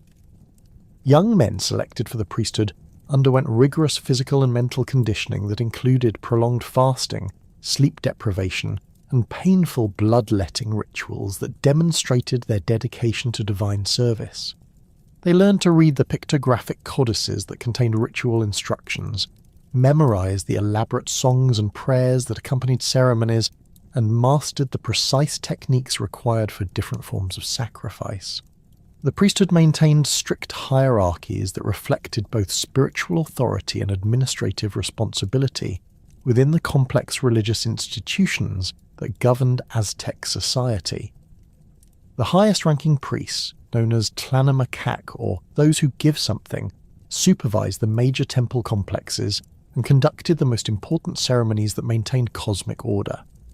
These individuals possessed encyclopedic knowledge of ritual procedures, astronomical calculations, and mythological traditions that enabled them to serve as intermediaries between the human and divine realms. The ascension of Moctezuma Xocoyotzin to the throne of Tenochtitlan in 1502 marked the beginning of the most magnificent and ultimately tragic period in Aztec history. At approximately 35 years of age, Moctezuma II inherited an empire that stretched from the Gulf of Mexico to the Pacific Ocean, encompassing diverse peoples, climates, and resources that generated unprecedented wealth for the Triple Alliance. Unlike his predecessors who had built their reputation through military conquest and territorial expansion, Moctezuma II would focus his reign on consolidating imperial power through administrative sophistication, architectural grandeur, and the systematic extraction of tribute from subject peoples across Mesoamerica. The new Huey Tlatoani possessed impeccable credentials for his elevated position, having served as a high priest of Huitzilopochtli before his election by the Council of Nobles. His religious training had provided him with comprehensive knowledge of the ritual calendar, astronomical calculations, and theological principles that governed Aztec society, while his noble birth connected him directly to the royal lineage that traced its origins to the legendary rulers of ancient Tolan. Moctezuma II's education in the Kalmakak had emphasized the intellectual and ceremonial aspects of leadership, rather than the purely military focus that had characterized earlier rulers, reflecting the empire's evolution from a confederation of warrior city-states into a sophisticated administrative state. The administrative reforms implemented during Moctezuma II's reign transformed the imperial government from a relatively loose collection of tributary relationships into a centralized bureaucracy capable of managing the complex logistics of governing millions of subjects across thousands of square kilometers. The emperor established new governmental departments responsible for specific aspects of imperial administration, including tribute collection, military organization, judicial proceedings, and religious ceremonies. Each department was staffed by professional administrators drawn from the ranks of the nobility and trained in specialized schools that taught the technical skills required for effective governance. The tribute collection system reached its most sophisticated form under Moctezuma II's direction, with detailed records maintained of every community's obligations and payment schedules. Imperial scribes created elaborate codices that documented the specific goods required from each tributary province, the quantities expected, and the dates when deliveries were due in Tenochtitlan's warehouses. These administrative documents represented masterpieces of pictographic art and practical organization, with colorful illustrations depicting the various products that flowed into the imperial capital from throughout Mesoamerica. The wealth generated by this systematic tribute collection enabled Moctezuma II to maintain a court of unprecedented luxury and complexity. The imperial palace in Tenochtitlan expanded to encompass multiple buildings, housing thousands of servants, administrators, craftsmen, and guards who supported the emperor's daily activities.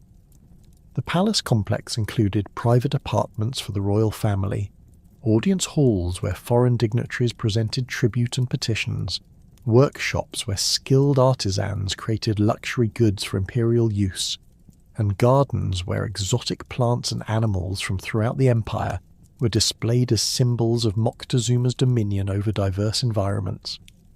The emperor's daily routine reflected the ceremonial nature of Aztec kingship and the religious obligations that accompanied supreme political authority. Moctezuma II began each day with elaborate purification rituals that included bathing in sacred spring water, burning copal incense, and offering his own blood to the gods through tongue and ear, piercing with obsidian blades and maguey thorns.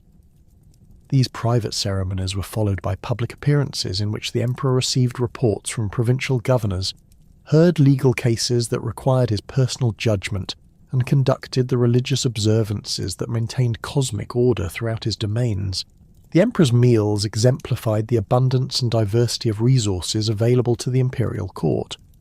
Palace kitchens prepared hundreds of different dishes daily, utilizing ingredients imported from every corner of the empire and prepared by specialized cooks who had mastered the culinary traditions of various regions. Fresh fish arrived daily from both the Gulf of Mexico and the Pacific Ocean, transported by relay runners who covered the hundreds of kilometers between the coasts and the highland capital in less than 2 days.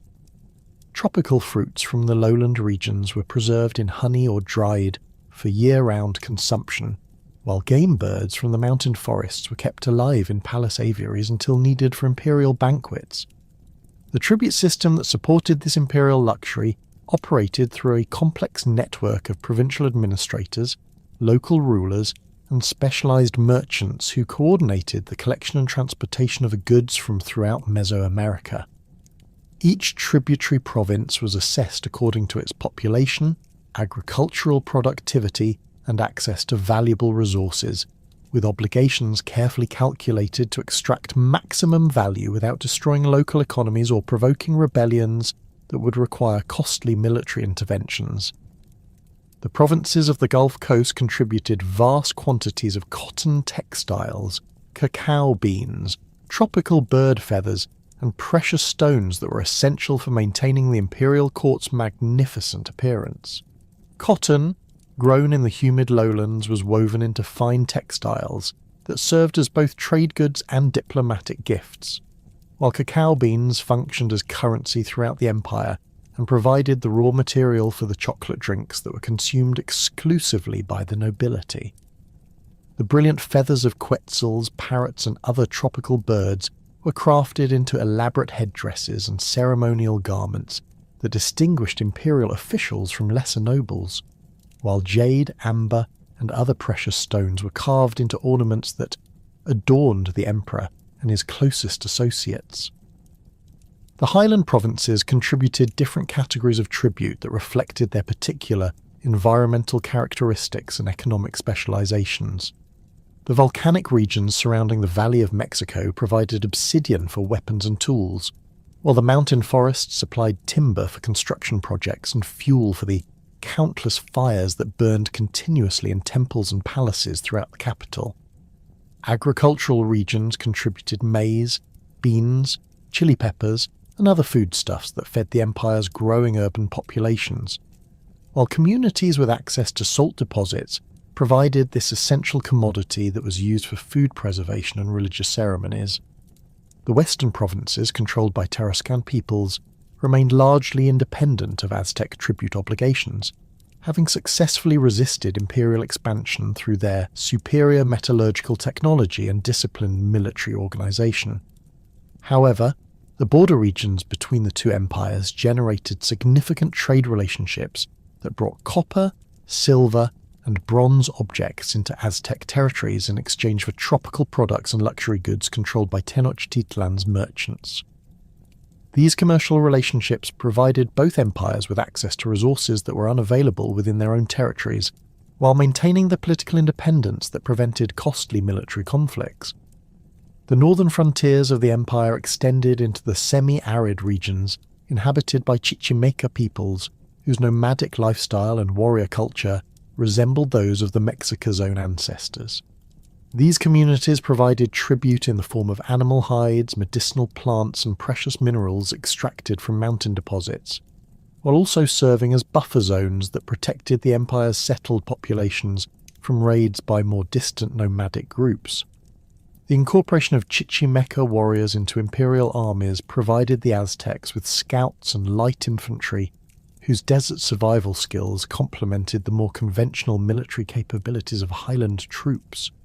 The construction projects undertaken during Moctezuma II's reign transformed Tenochtitlan into one of the most magnificent cities in the world, with architectural achievements that rivaled those of contemporary European capitals, while incorporating uniquely Mesoamerican design principles and construction techniques. The expansion of the Templo Maya, the Great Pyramid that dominated the city's ceremonial centre, required the labour of thousands of workers and the transportation of massive quantities of stone, timber, and decorative materials from throughout the empire. The completed temple complex rose approximately 60 metres above the level of the surrounding plaza, its twin shrines dedicated to Huitzilopochtli and Tlaloc representing the fundamental duality of Aztec religious thought. The pyramid's exterior was covered with carved stone panels depicting mythological scenes, historical events, and astronomical observations that communicated imperial ideology to the diverse populations who visited the capital for religious festivals and tribute presentations. The summit shrines housed elaborate sculptures of the patron deities, crafted from precious materials including gold, jade, and tropical bird feathers that demonstrated the empire's wealth and artistic sophistication. The ceremonial plaza surrounding the Templo Mayor was expanded to accommodate the massive crowds that gathered for major religious festivals, with new buildings constructed to house the priests, administrators, and visiting dignitaries who participated in these elaborate ceremonies. The plaza's stone pavement was laid in geometric patterns that reflected astronomical alignments and cosmological principles, while drainage channels beneath the surface prevented flooding during the rainy season and maintained the sacred space's ritual purity. The palace complex adjacent to the ceremonial centre underwent similar expansion during Moctezuma II's reign, with new buildings added to house the growing imperial bureaucracy and the specialised craftsmen who produced luxury goods for court use. The emperor's private residence included multiple courtyards planted with flowers and shade trees, reflecting pools that provided cooling during hot weather, and aviaries where exotic birds from throughout the empire were maintained as symbols of imperial dominion over diverse environments. The palace workshops employed hundreds of skilled artisans who created the magnificent objects that adorned the imperial court and served as diplomatic gifts to foreign rulers. Feather workers crafted elaborate headdresses using tropical bird plumage, arranged in complex patterns that required years of training to master, while goldsmiths created jewellery and ornamental objects using techniques that produced delicate filigree work and realistic sculptural forms. Lapidaries carved jade, obsidian, and other precious stones into ornaments and ritual objects whose symbolic meanings were understood by educated members of the nobility, but remained mysterious to common observers. The expansion of Tenochtitlan's urban infrastructure during this period included the construction of new causeways that improved transportation between the island capital and the mainland, additional aqueducts that supplied fresh water to the growing population, and expanded canal systems that facilitated the movement of goods throughout the city. The engineering challenges involved in these projects required innovative solutions that demonstrated the advanced technical capabilities of Aztec architects and builders. The causeway connecting Tenochtitlan to Tlacopan was rebuilt with wider roadways and more sophisticated bridge systems that could accommodate increased traffic while maintaining the defensive capabilities that were essential for protecting the capital against potential enemies. The new bridges incorporated mechanical systems that allowed sections to be raised or lowered quickly, enabling the passage of large canoes while providing the ability to cut off land access to the city during emergencies. The aqueduct system that supplied Tenochtitlan with fresh water was expanded through the construction of additional channels that tapped springs in the hills surrounding the valley, while sophisticated distribution networks carried water to neighbourhoods throughout the city. The engineering of these water systems required precise calculations of elevation, flow rates, and pressure differentials that demonstrated the mathematical capabilities of Aztec architects and the organisational skills of the administrators who coordinated these massive construction projects. The omens and prophecies that began appearing during the later years of Moctezuma II's reign created an atmosphere of anxiety and supernatural dread that would profoundly influence the empire's response to the arrival of Spanish conquistadors. The first of these portents appeared around 1510, when a comet with a long, brilliant tail became visible in the pre-dawn sky for several months. Aztec astronomers, who maintained detailed records of celestial phenomena and their earthly correlations, interpreted this apparition as a warning of impending catastrophe that would affect the entire empire. The comet's appearance was followed by a series of additional omens that reinforced fears of approaching disaster. A mysterious fire destroyed the temple of Huitzilopochtli without any apparent cause, burning so intensely that water seemed to feed the flames rather than extinguish them.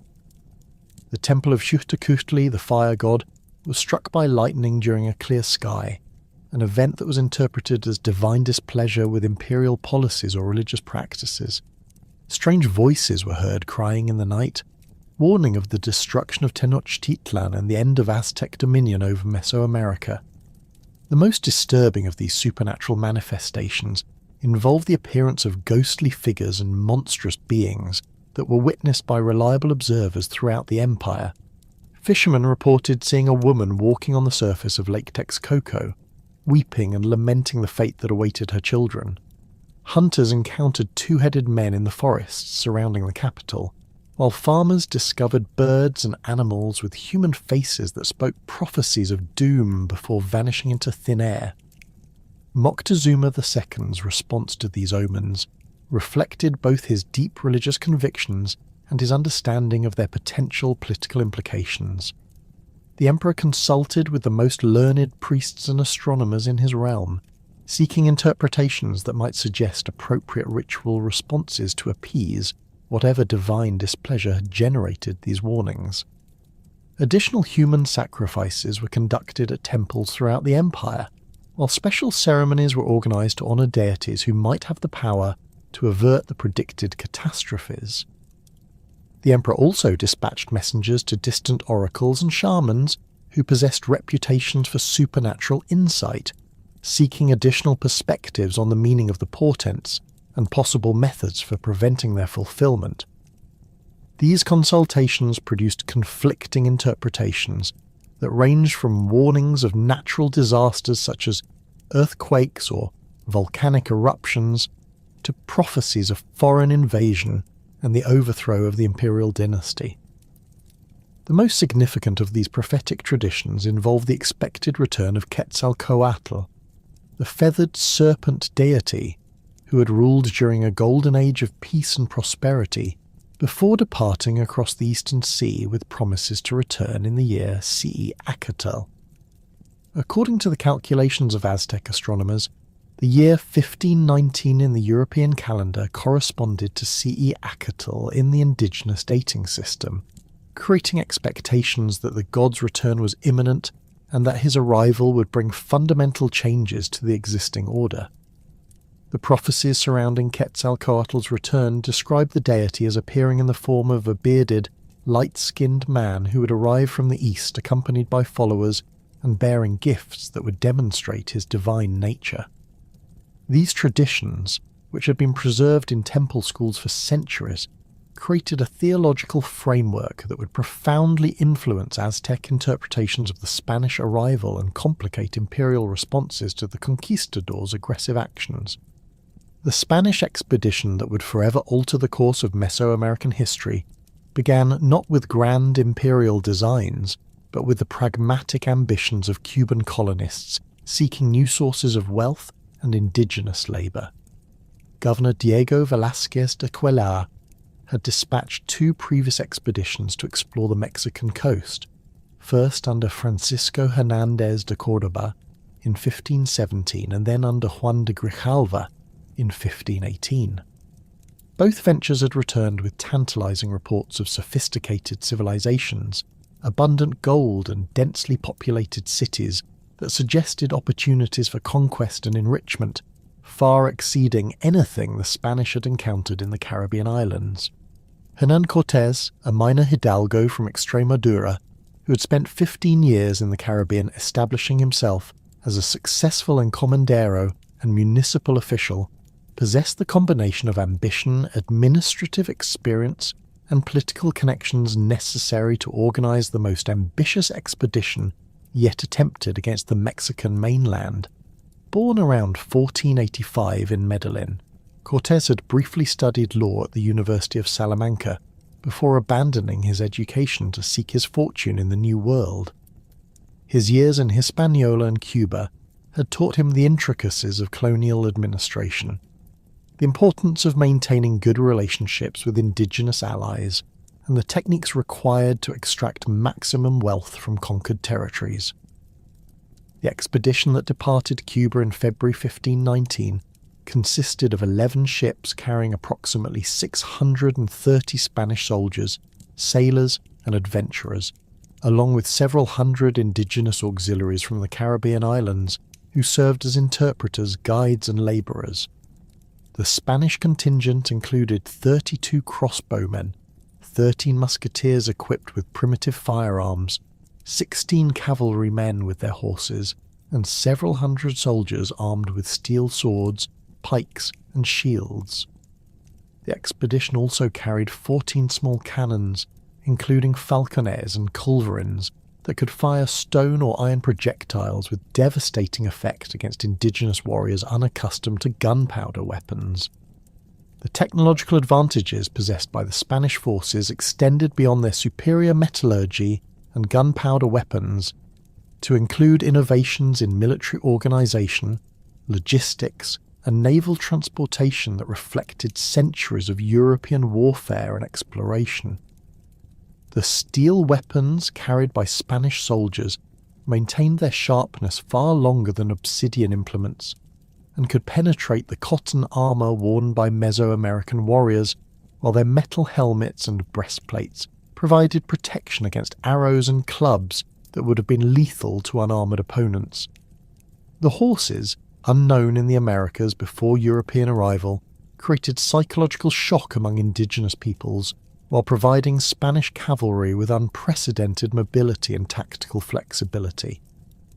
The expedition's first significant encounter with the indigenous populations of Mexico occurred along the coast of Yucatan, where Maya communities had maintained their independence despite the proximity of Spanish settlements in the Caribbean.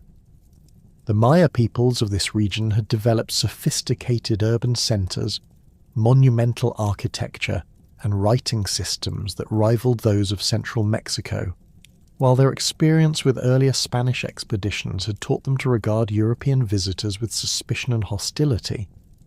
The initial contacts between Cortés's expedition and Maya communities followed patterns established during previous Spanish explorations, with indigenous leaders attempting to assess European intentions, while Spanish commanders sought information about regional politics, resources, and potential allies or enemies. The Maya caciques who met with Spanish representatives possessed detailed knowledge of the powerful empire that controlled the Mexican highlands, having maintained trade relationships with Aztec merchants for generations and received regular visits from Pochteca expeditions that exchanged tropical products for highland manufactures. These early encounters provided Cortés with crucial intelligence about the political situation in central Mexico, including information about the tribute relationships that bound subject peoples to the Triple Alliance and the resentments that many communities harboured against Aztec rule. Maya informants described the magnificent capital of Tenochtitlan, with its floating gardens and massive temples, the wealth that flowed into the city from throughout Mesoamerica, and the military power that enforced imperial authority over diverse populations. More importantly, they revealed the existence of indigenous groups along the Mexican coast who had resisted Aztec conquest and might welcome Spanish support against their traditional enemies. The expedition's arrival at the island of Cozumel provided Cortés with one of his most valuable assets in the form of Jerónimo de Aguilar, a Spanish priest who had been shipwrecked on the Yucatan coast 8 years earlier and had learned to speak Maya during his captivity. Aguilar's linguistic abilities and cultural knowledge proved invaluable for subsequent negotiations with indigenous leaders, while his information about Maya political organization and religious practices helped Spanish commanders develop strategies for exploiting divisions among potential enemies and allies. The Spanish landing at the mouth of the Grijalva River brought the expedition into contact with the Chontal Maya peoples of Tabasco, who controlled important trade routes between the Gulf Coast and the highland regions of central Mexico. The Chontal communities had grown wealthy through their role as intermediaries in long-distance commerce, collecting tolls from merchant expeditions and providing transportation services for goods moving between different ecological zones. Their strategic location and economic importance had enabled them to maintain their independence from both Maya kingdoms to the east and the Aztec Empire to the west. The Battle of Chentla, fought in March 1519, demonstrated the devastating effectiveness of Spanish military technology against indigenous forces while establishing patterns of warfare that would characterize the conquest period. The Chontal Maya warriors who opposed the Spanish landing employed traditional Mesoamerican tactics, advancing in dense formations while shouting war cries and brandishing obsidian-edged weapons decorated with colourful feathers and precious stones. Their cotton armour, wooden shields, and quilted tunics provided adequate protection against indigenous weapons, but proved inadequate against Spanish steel swords and crossbow bolts. The Spanish cavalry charge that broke the Maya battle line created panic among indigenous warriors who had never encountered horses and initially believed that horse and rider formed a single supernatural creature. The thunderous noise of Spanish cannons, combined with the acrid smoke of gunpowder and the screams of wounded men and animals, transformed the battlefield into a scene of chaos and terror that overwhelmed traditional Maya military discipline. The Spanish victory was complete and decisive, with hundreds of indigenous casualties compared to minimal losses among the European forces. The aftermath of the battle brought Cortés one of his most crucial advantages in the form of Malintzin, known to the Spanish as Doña Marina or La Malinche, who would serve as interpreter, cultural advisor, and strategic partner throughout the conquest campaign. Malintzin was among 20 young women presented to the Spanish as tribute by the defeated Chontal leaders, but her linguistic abilities and noble background quickly distinguished her from the other captives. Born into the Nahua-speaking nobility of central Mexico, she had been sold into slavery as a child and had learned Maya during her years of captivity in Tabasco, making her uniquely qualified to serve as a bridge between Spanish and indigenous cultures. Malintzin's role extended far beyond simple translation, as she possessed intimate knowledge of Mesoamerican political systems, religious practices, and social hierarchies that enabled her to advise Spanish commanders on appropriate protocols for diplomatic negotiations and military operations. Her understanding of indigenous concepts of authority, tribute relationships, and alliance systems proved crucial for Spanish efforts to exploit divisions among potential enemies and recruit indigenous allies for the conquest campaign.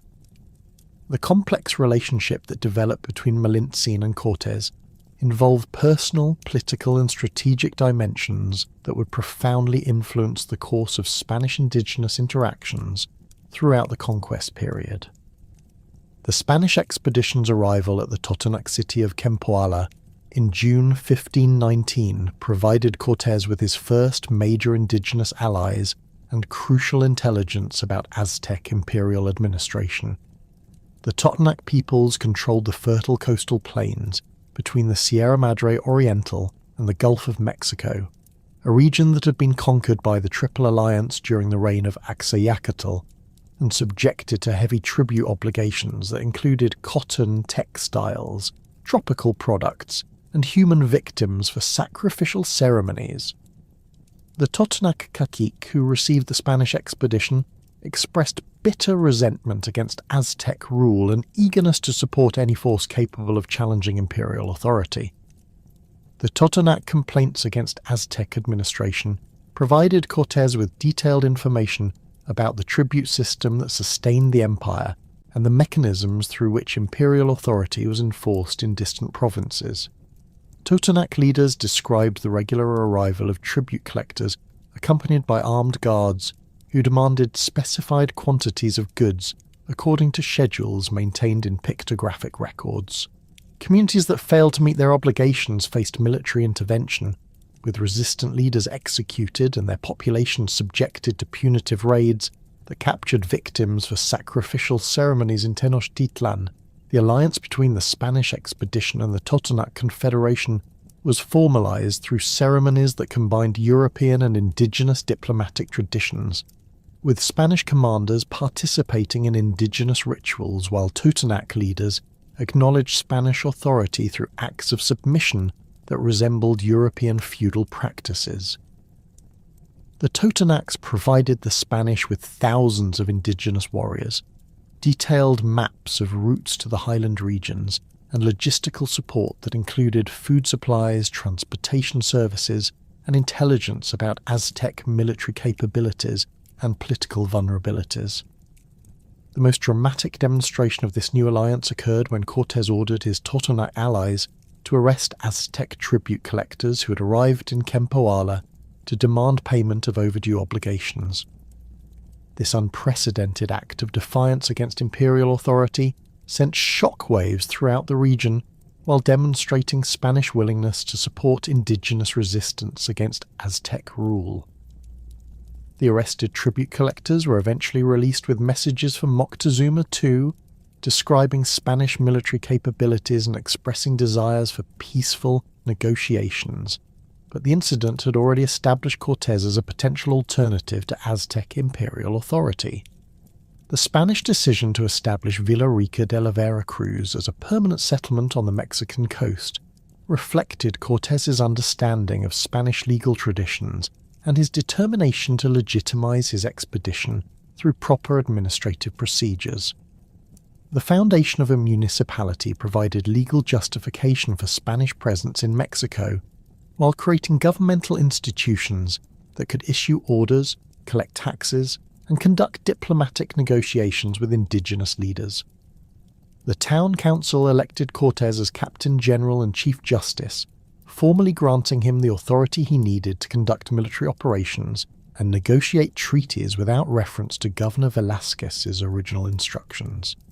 The destruction of the Spanish ships that had carried the expedition from Cuba eliminated any possibility of retreat, while forcing all expedition members to commit themselves fully to the conquest enterprise. This dramatic gesture, often misrepresented as the burning of the ships, actually involved the careful salvage of useful materials, including iron, sails, and cordage that were transported inland for use in subsequent military operations. The elimination of the fleet also prevented potential deserters from returning to Cuba, with reports of Spanish activities that might have prompted intervention by Governor Velázquez or other colonial authorities.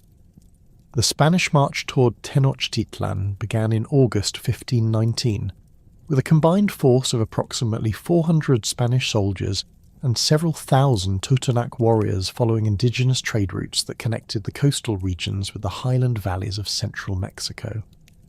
The logistical challenges of moving this army across difficult terrain required careful coordination between Spanish commanders and indigenous allies who possessed detailed knowledge of local conditions, water sources, and potential hazards. The expedition carried limited supplies of European equipment and relied heavily on indigenous allies for food, shelter, and transportation services. The route chosen by Cortés led through the territory of the Tlaxcalan Confederation, a collection of 4 city-states that had maintained their independence against Aztec expansion through military prowess and strategic alliances with other enemies of the Triple Alliance. The Tlaxcalans controlled important trade routes between the Gulf Coast and the Valley of Mexico, while serving as a buffer zone that protected more distant communities from Aztec military expeditions. Their warriors had developed specialized tactics for fighting against Aztec forces and possessed detailed intelligence about imperial military organization and capabilities. The initial encounters between Spanish forces and Tlaxcalan warriors demonstrated the complex political calculations that indigenous leaders made when confronted with European military technology and alliance proposals. Tlaxcalan commanders initially treated the Spanish as potential Aztec allies and launched attacks designed to test European military capabilities while preventing any Spanish advance toward the highland regions. The fierce battles that followed revealed both the effectiveness of Spanish weapons and the courage of indigenous warriors who continued fighting despite heavy casualties inflicted by firearms, steel weapons, and cavalry charges. The Spanish victory over Tlaxcalan forces at the Battle of Toccoac in September 1519 resulted from the devastating combination of European military technology and indigenous auxiliary forces who understood local terrain and fighting conditions.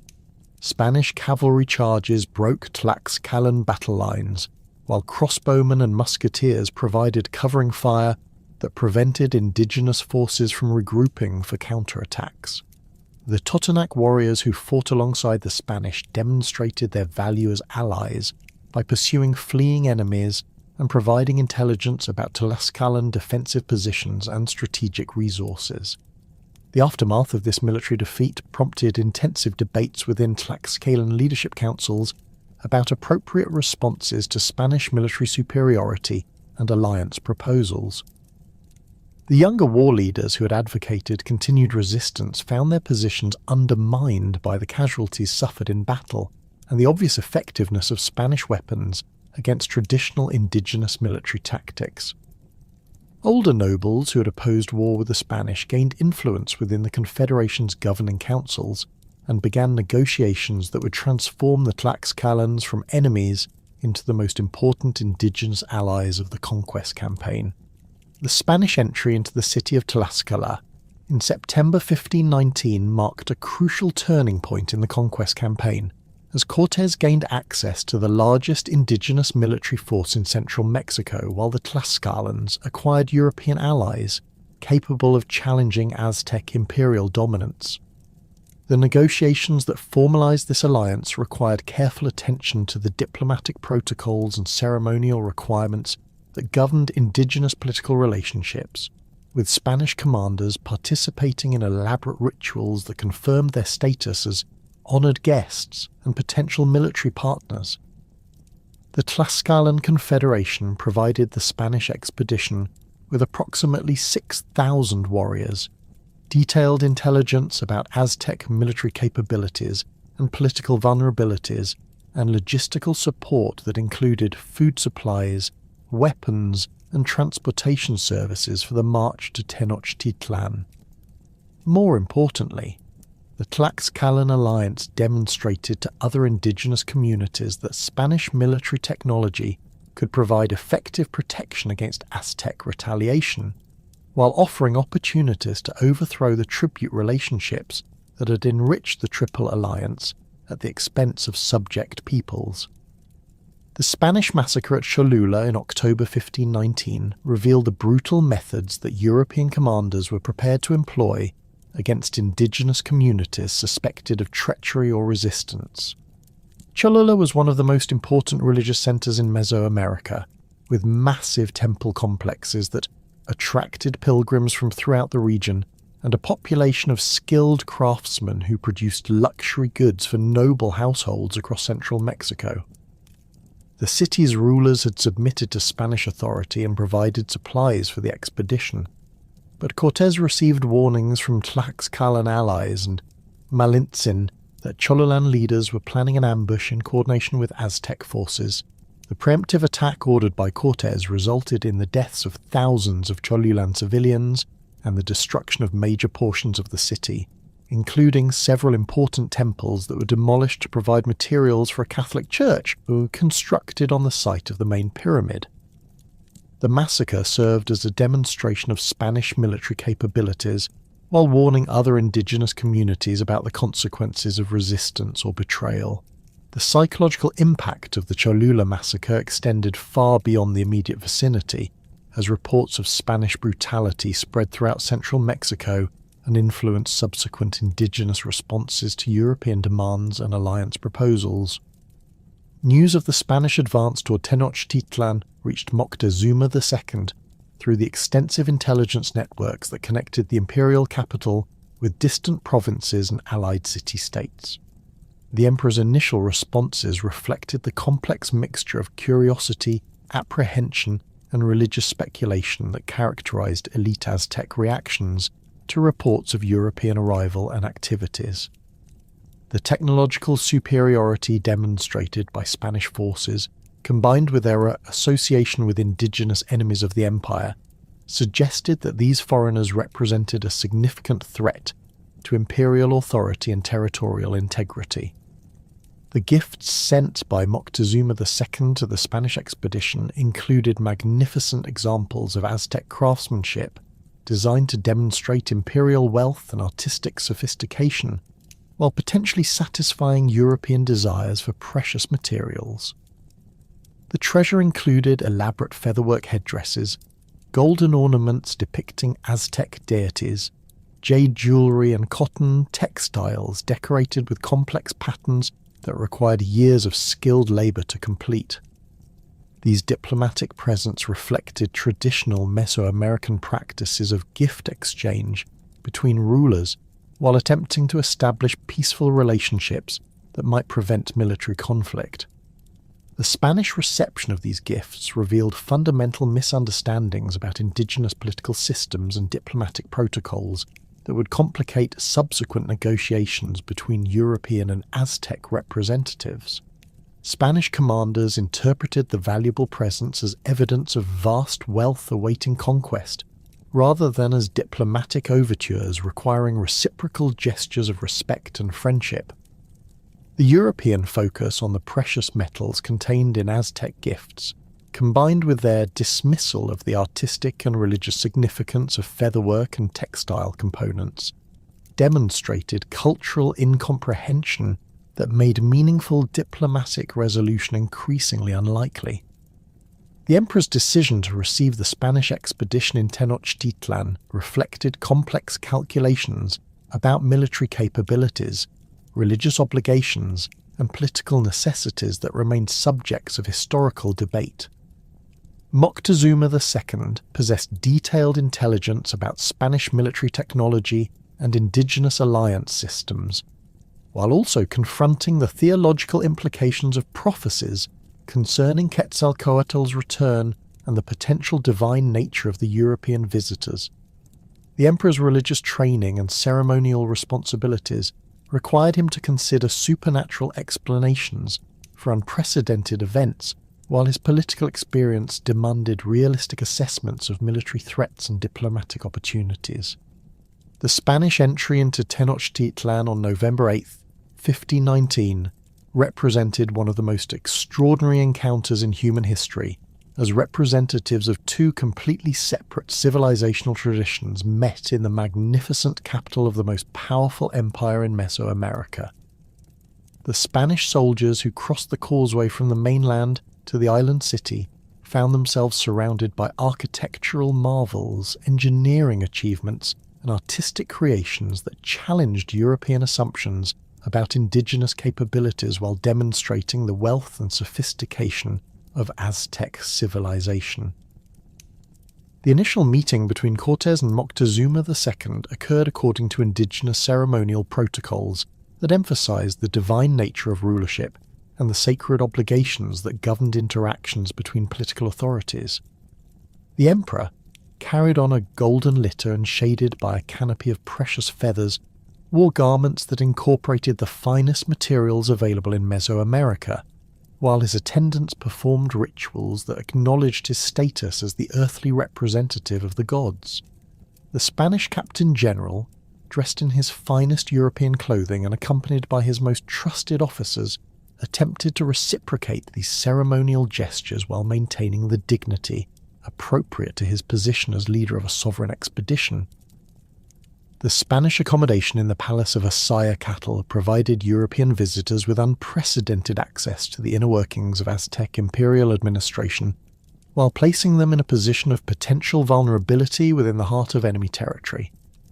The palace complex included residential quarters for the Spanish soldiers, stables for their horses, and storage areas for their equipment and supplies, while also providing opportunities for observation and intelligence gathering about Aztec military capabilities, political organization, and economic resources. The weeks following the Spanish arrival in Tenochtitlan witnessed a complex series of negotiations, ceremonies, and misunderstandings that reflected the fundamental incompatibility between European and indigenous concepts of political authority, religious obligation, and territorial sovereignty. Spanish demands for tribute payments, religious conversion, and political submission conflicted with Aztec expectations of diplomatic reciprocity, cultural respect, and recognition of imperial authority. The presence of Spanish soldiers within the ceremonial centre of the empire created unprecedented tensions that challenged traditional protocols while raising questions about appropriate responses to foreign military power.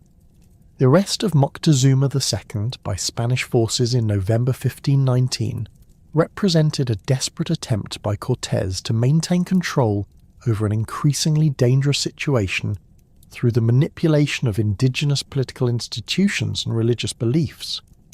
The seizure of the emperor violated fundamental principles of Aztec political theory while demonstrating Spanish willingness to employ extreme measures to achieve their objectives.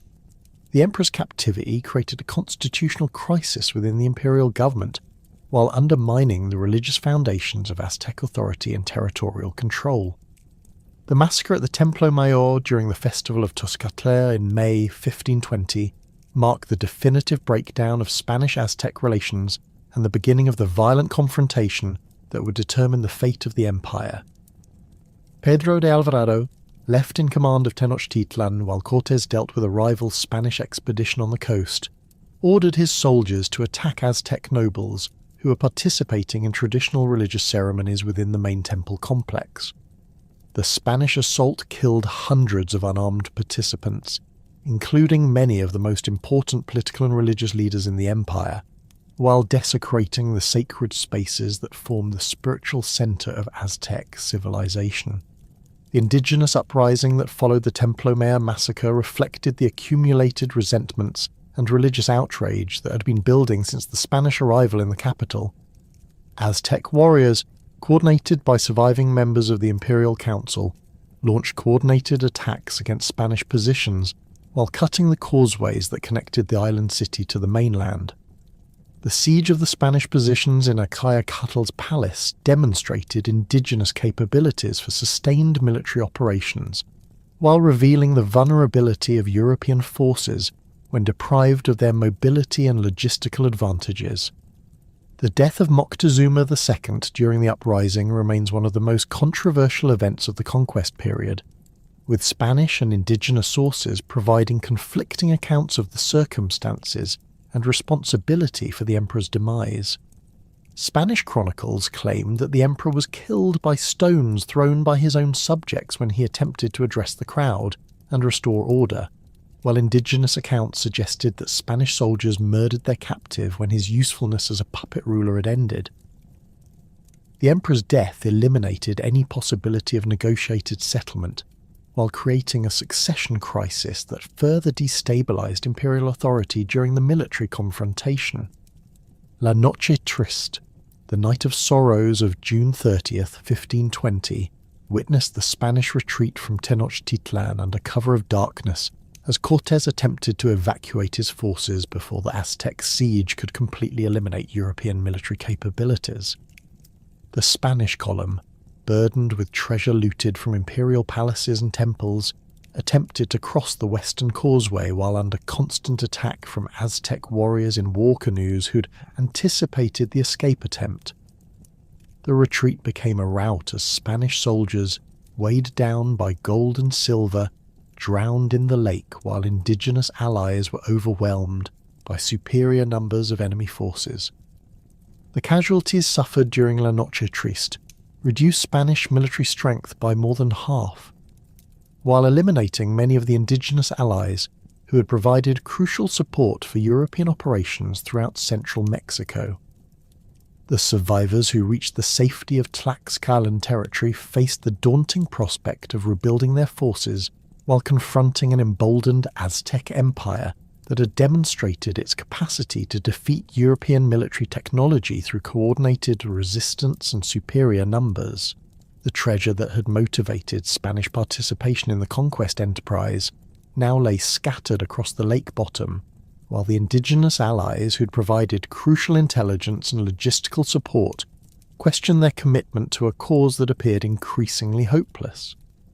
The succession of Cuauhtémoc to the position of Huey Tlatoani in early 1521 marked a fundamental transformation in Aztec leadership philosophy and military strategy during the empire's final crisis. Unlike his predecessors who had attempted to accommodate Spanish demands through negotiation and compromise, Cuauhtémoc represented the militant faction within the imperial nobility that advocated total war against the European invaders and their indigenous allies. Born around 1495, the new emperor was approximately 26 years old when he assumed power, making him the youngest ruler in Aztec history and a leader whose entire adult experience had been shaped by the crisis of foreign invasion and imperial collapse. Cuauhtémoc's elevation to supreme authority occurred through the traditional electoral process conducted by the Imperial Council, but the circumstances surrounding his selection reflected the desperate military situation facing the empire. The devastating epidemic of smallpox that had swept through central Mexico during 1520 and early 1521 had killed enormous numbers of indigenous people, including Cuitlahuac, Moctezuma II's successor, who had ruled for only 80 days before succumbing to the disease.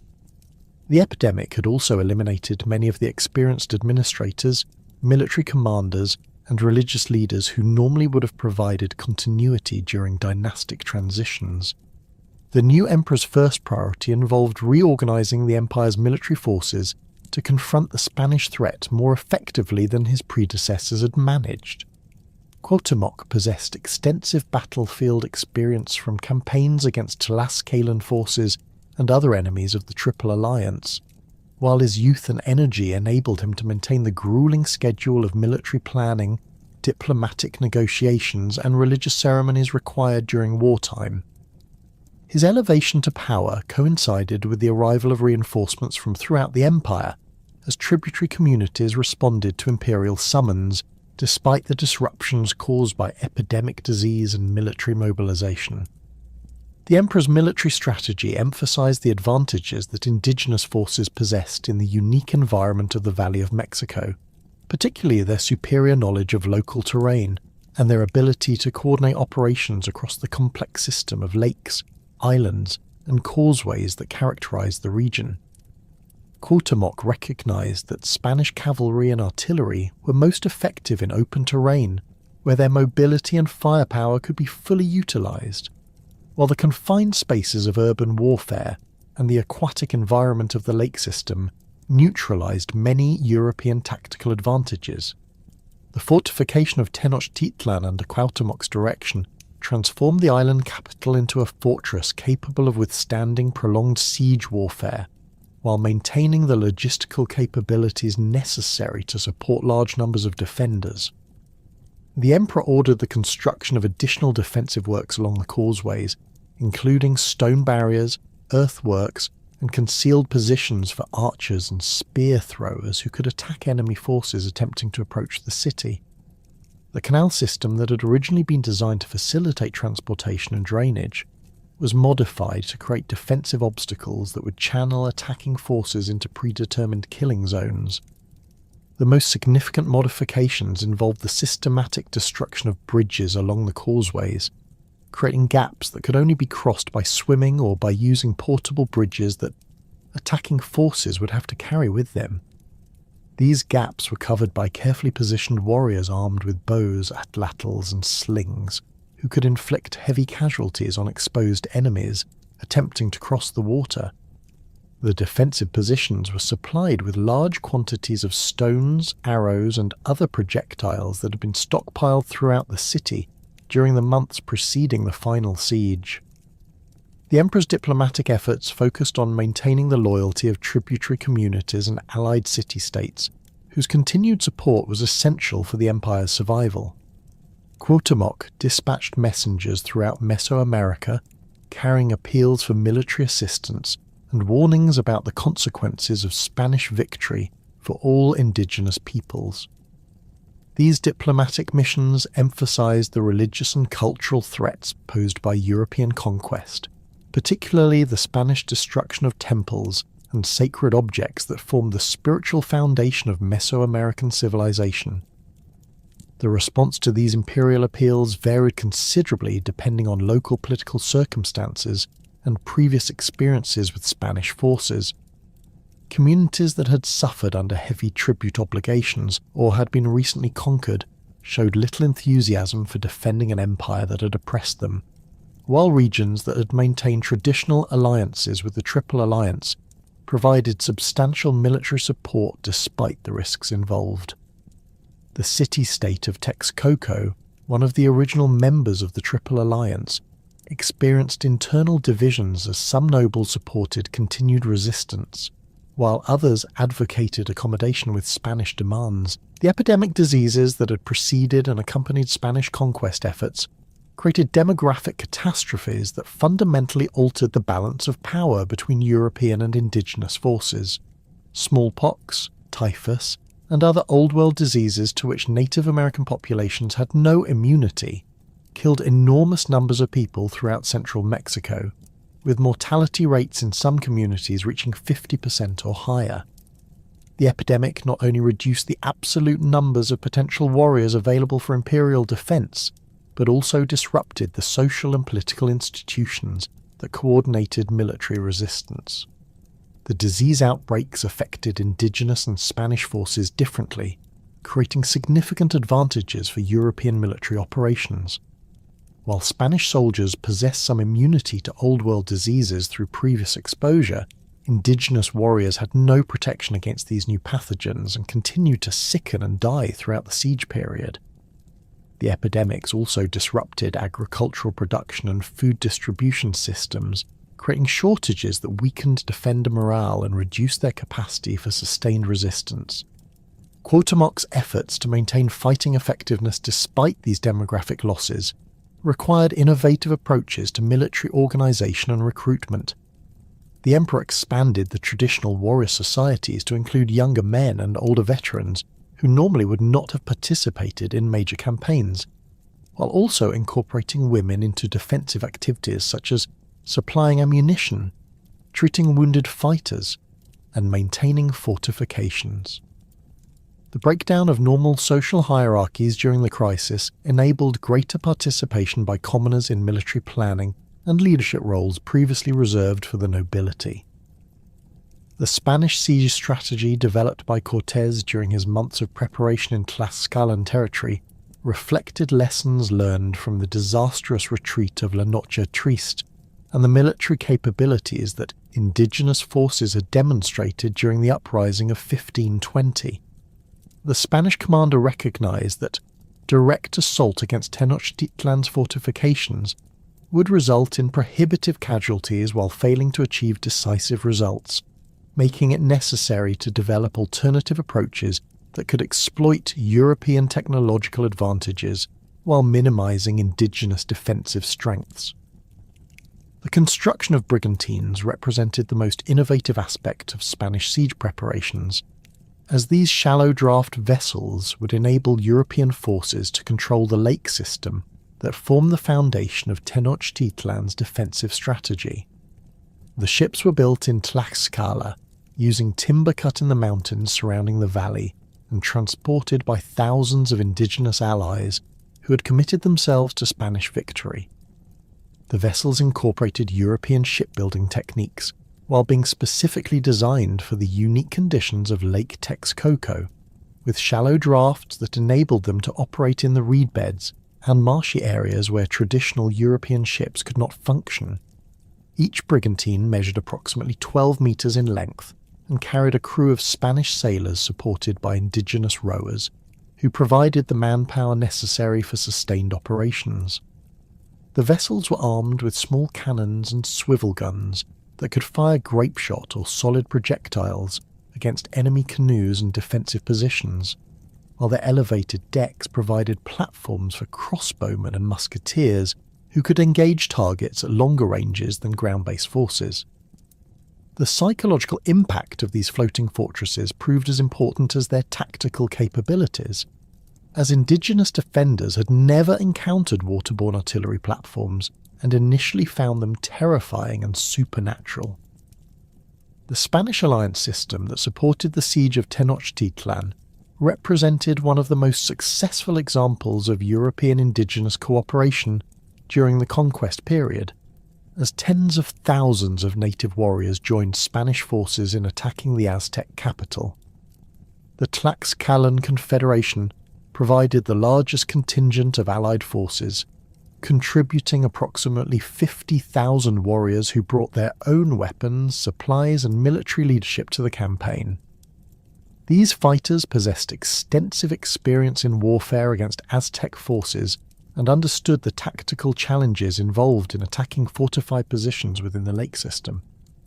Additional indigenous allies joined the siege forces from throughout central Mexico, including communities that had recently thrown off Aztec rule and others that sought to position themselves advantageously for the post-conquest period.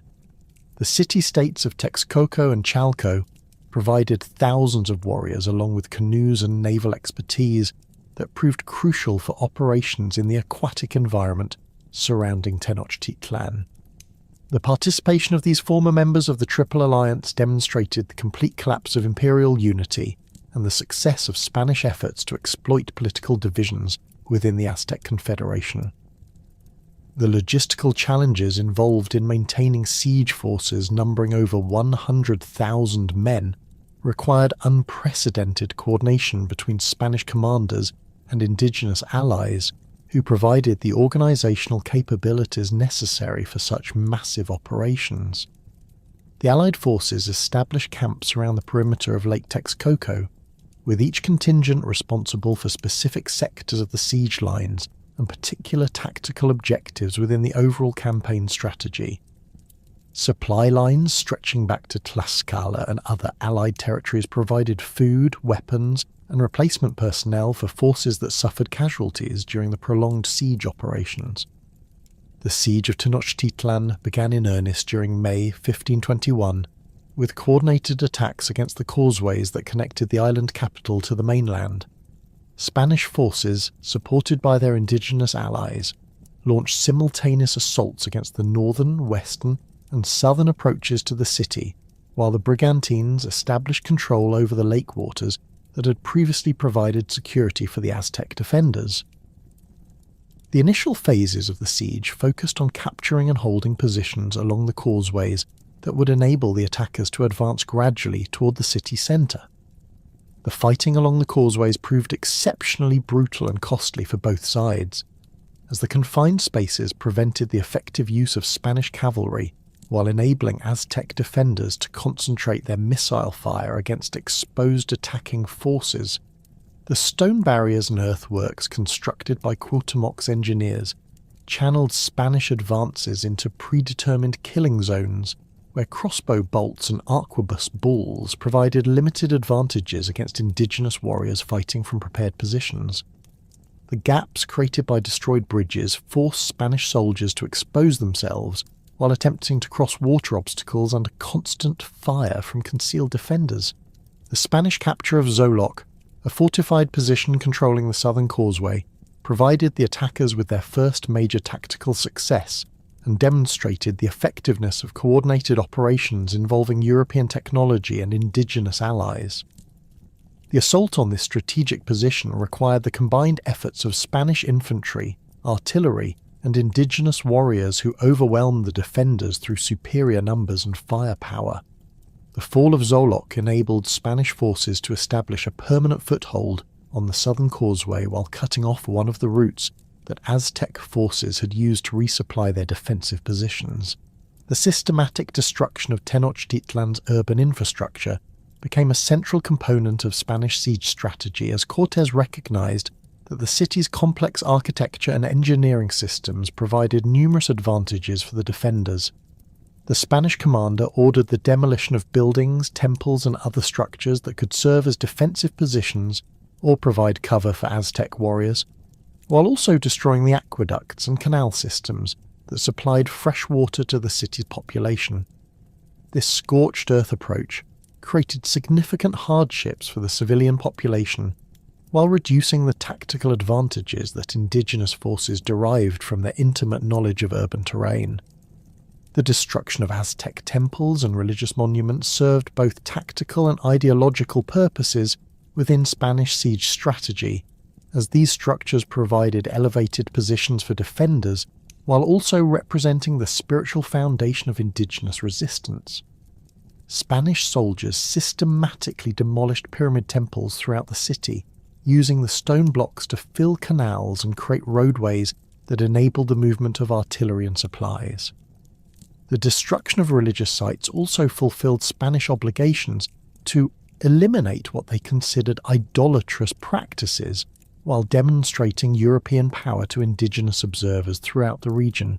The Spanish burning of codices and other written materials represented one of the most devastating cultural losses of the conquest period, as these pictographic documents contained centuries of accumulated knowledge about Aztec history, religion, science and administration. Spanish soldiers and their indigenous allies destroyed thousands of bark paper books during their advance through the city, viewing these materials as instruments of diabolic influence that needed to be eliminated to ensure complete victory over indigenous culture. The loss of these irreplaceable documents created gaps in historical knowledge that continue to limit modern understanding of pre-Columbian Mesoamerican civilization. The siege's impact on Tenochtitlan's civilian population created humanitarian disasters that influenced the course of military operations and the ultimate outcome of the campaign. The Spanish blockade of the city prevented the importation of food supplies from the mainland, while the destruction of Chinampas and other agricultural facilities within the urban area eliminated local food production. The combination of military action and epidemic disease created conditions of extreme hardship for non-combatants who found themselves trapped within the besieged city without adequate supplies of food, water, or medical care. Cuauhtémoc's efforts to maintain civilian morale and military effectiveness, despite these deteriorating conditions, demonstrated remarkable leadership capabilities and personal courage that earned respect even from his Spanish enemies. The emperor continued to appear in public ceremonies and military planning sessions, despite the obvious dangers involved, while also participating directly in combat operations that exposed him to the same risks faced by ordinary warriors. His visible presence during the most difficult phases of the siege provided psychological support for defenders who might otherwise have lost hope in the face of overwhelming odds. The emperor's decision to continue resistance despite offers of negotiated surrender reflected both personal conviction and strategic calculation about the likely consequences of Spanish victory. Cuauhtémoc understood from previous Spanish actions that submission would not necessarily protect indigenous populations from violence, exploitation, or cultural destruction, making continued resistance appear preferable to surrender even under desperate circumstances. The emperor's determination to fight to the end also reflected traditional Aztec concepts of honor and duty that required rulers to sacrifice themselves for their people's welfare. The Spanish capture of Tlatelolco in early August 1521 marked the beginning of the final phase of the siege, as Aztec forces were compressed into an increasingly small area within the southern portion of Tenochtitlan. The fall of the great market centre eliminated one of the last sources of supplies for the defenders, while providing Spanish forces with a secure base for launching final assaults against the remaining Aztec positions. The psychological impact of losing Tlatelolco was enormous for indigenous morale, as this commercial centre had served as a symbol of Aztec prosperity and cultural achievement for generations.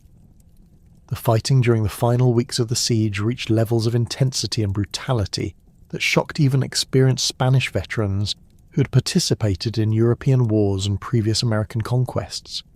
Aztec warriors, facing certain death or enslavement, fought with desperate courage in hand-to-hand combat that often continued for hours in individual buildings and courtyards.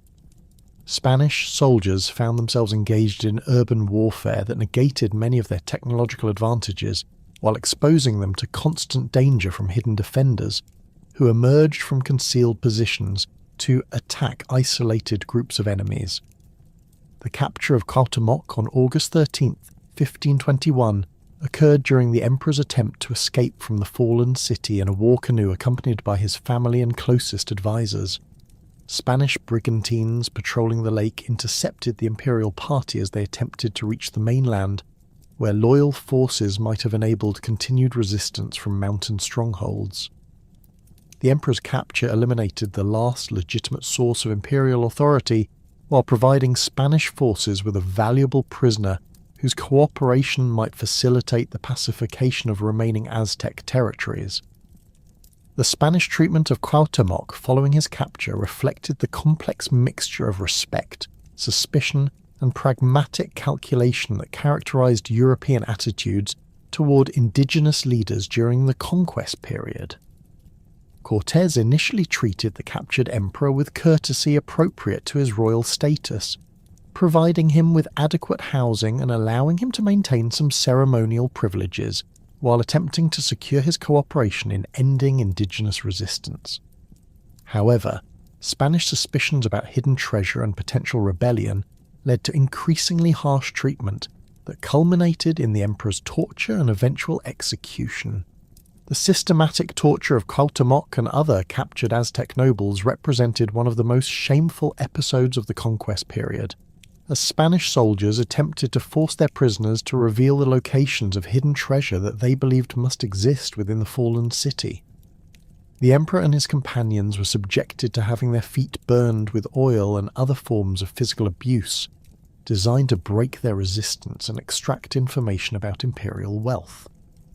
These brutal interrogations failed to produce significant additional treasure while demonstrating Spanish willingness to employ extreme violence against even the highest-ranking indigenous prisoners.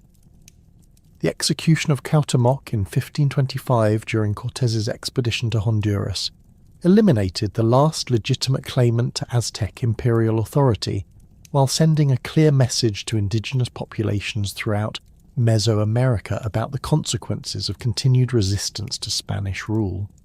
The emperor was hanged along with other Aztec nobles on charges of plotting rebellion against Spanish authority, though the evidence for such conspiracy remains questionable and may have been fabricated to justify the elimination of potential sources of indigenous leadership.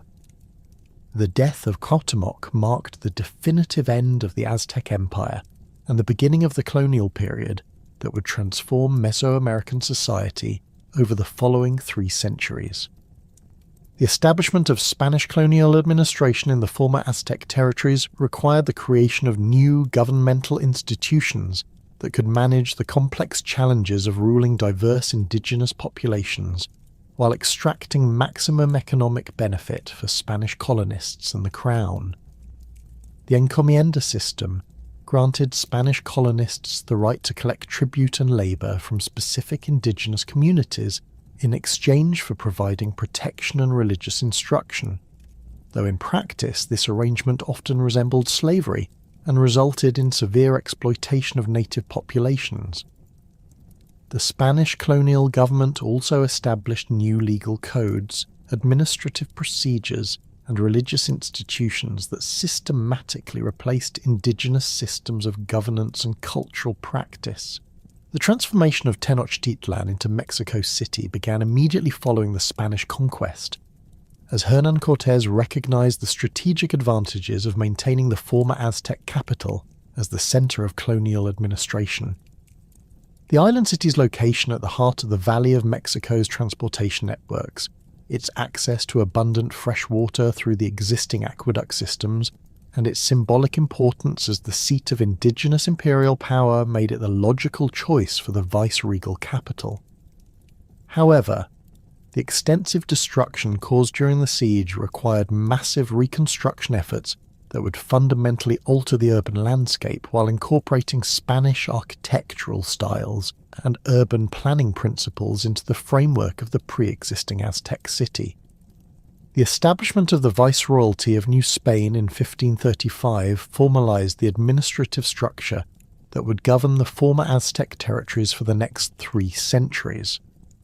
Viceroy Antonio de Mendoza arrived in Mexico City with comprehensive instructions from the Spanish crown regarding the organization of colonial government, the extraction of wealth from indigenous populations, and the implementation of Catholic evangelization programs designed to eliminate pre-Columbian religious practices. The viceregal palace was constructed on the site of Moctezuma II's former residence, symbolically asserting Spanish authority over the physical and political spaces that had once housed Aztec imperial power. The Spanish colonial administration built upon many of the administrative innovations that had enabled the Aztec Empire to govern diverse populations across vast territories. The tribute collection systems developed by Aztec bureaucrats were adapted to serve Spanish colonial needs, with indigenous communities required to deliver specified quantities of goods and labour to colonial authorities according to schedules that resembled pre-conquest obligations. The Calpulli system of neighbourhood organisation was maintained but modified to facilitate Spanish control, with indigenous leaders serving as intermediaries between colonial administrators and native communities while losing much of their traditional autonomy and authority. The encomienda grants that distributed indigenous communities among Spanish colonists represented a fundamental transformation of the tribute relationships that had characterized the Aztec Empire.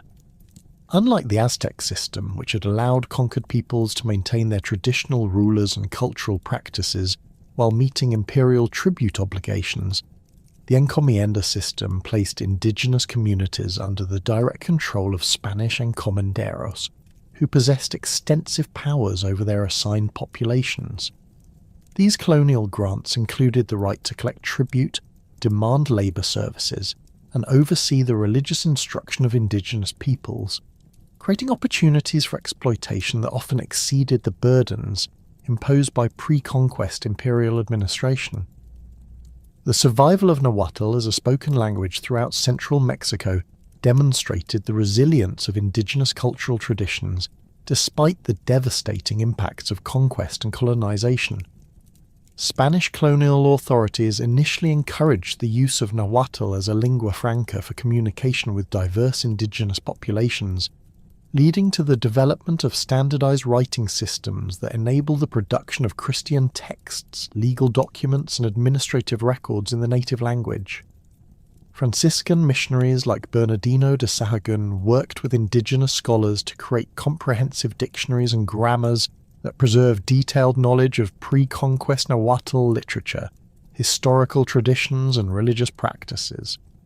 The persistence of Nahuatl-speaking communities throughout the colonial period enabled the transmission of cultural knowledge that had survived the destruction of pictographic codices and the suppression of traditional religious ceremonies.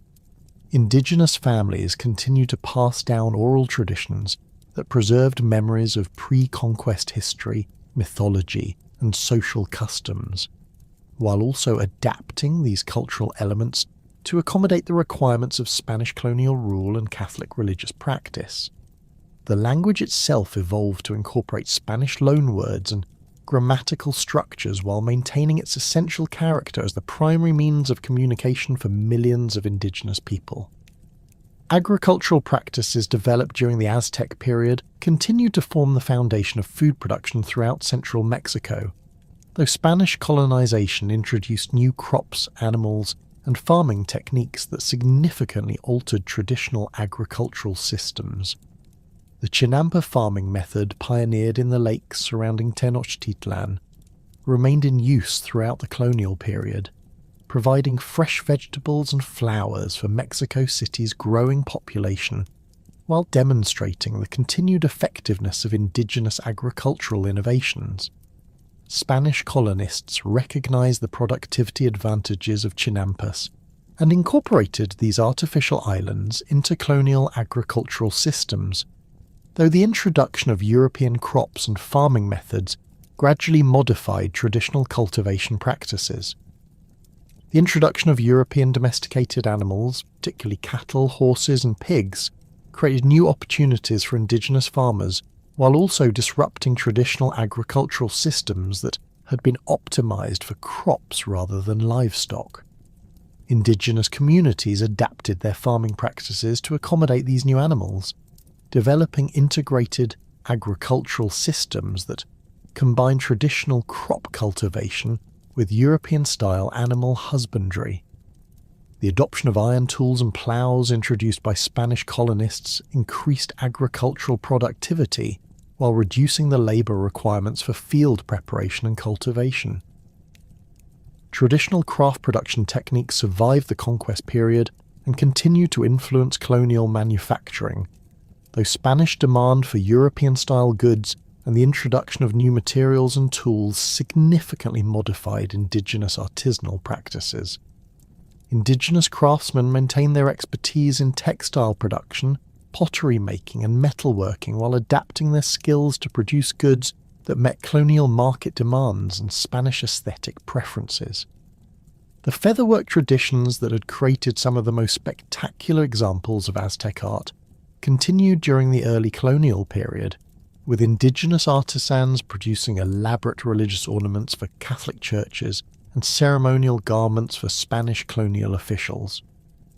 The Spanish colonial government established guilds that regulated craft production and controlled access to raw materials, creating new organizational structures that replaced the hereditary craft specializations that had characterized pre-conquest artisanal production. Indigenous craftsmen were required to obtain licenses and follow Spanish regulations regarding product quality, pricing, and distribution, while also competing with Spanish artisans who possessed advantages in accessing imported materials and serving elite colonial markets. Despite these challenges, indigenous craft traditions persisted and evolved, incorporating European techniques and materials while maintaining distinctive aesthetic characteristics that reflected pre-conquest cultural values. Religious syncretism represented one of the most complex and enduring aspects of cultural adaptation following the Spanish conquest, as indigenous populations developed innovative approaches to reconciling traditional spiritual practices with the requirements of Catholic orthodoxy. The Virgin of Guadalupe, whose apparition to the indigenous peasant Juan Diego in 1531 occurred at the site of a former temple dedicated to the Aztec goddess Tonantzin, became the most prominent example of this religious fusion. The cult of Guadalupe incorporated indigenous symbolic elements, including the goddess's brown skin, her association with flowers and natural fertility, and her appearance to an indigenous rather than Spanish recipient, while conforming to Catholic theological requirements regarding divine revelation and miraculous intervention. Indigenous communities throughout central Mexico developed similar syncretic religious practices that preserved elements of pre-conquest spiritual traditions within the framework of Catholic worship. Traditional deities were reinterpreted as Christian saints with similar attributes and responsibilities, while indigenous ceremonies were modified to incorporate Catholic rituals and symbols. The construction of Catholic churches on the sites of former Aztec temples created physical continuities that enabled indigenous populations to maintain spiritual connections to sacred locations while participating in Christian religious observances. The preservation of indigenous religious practices required careful negotiation between native communities and Spanish colonial authorities, who were committed to eliminating what they considered idolatrous and diabolic traditions. indigenous religious leaders developed sophisticated strategies for maintaining traditional spiritual practices while avoiding persecution by colonial officials, including the creation of hidden shrines, the use of coded symbols in Christian art, and the development of dual religious systems that operated simultaneously within indigenous communities. These adaptive strategies enabled the survival of core elements of pre-conquest religious traditions, while demonstrating the flexibility and resilience of indigenous cultural systems. The rediscovery of Aztec archaeological sites began during the late colonial period, but accelerated dramatically following Mexican independence, as scholars and government officials sought to establish national cultural identities that incorporated pre-Columbian heritage. The accidental discovery of the Coatlicue statue in 1790 during construction work in Mexico City's main plaza provided the first major example of monumental Aztec sculpture to receive scholarly attention, though colonial authorities initially ordered the statue reburied due to concerns about its potential impact on indigenous religious practices. The calendar stone, discovered during the same construction project, attracted international attention and became one of the most recognizable symbols of pre-Columbian Mesoamerican achievement. Systematic archaeological investigation of Aztec sites began during the 19th century as Mexican scholars and international researchers developed scientific approaches to studying pre-Columbian civilizations. The work of scholars like Antonio Garcia Cubas and Francisco del Paso y Troncoso established methodological foundations for archaeological research while creating comprehensive catalogues of Aztec artifacts and architectural remains. These early investigations focused primarily on monumental architecture and spectacular artifacts, though they also began the process of documenting the complex urban systems and engineering achievements that had characterized the Aztec capital.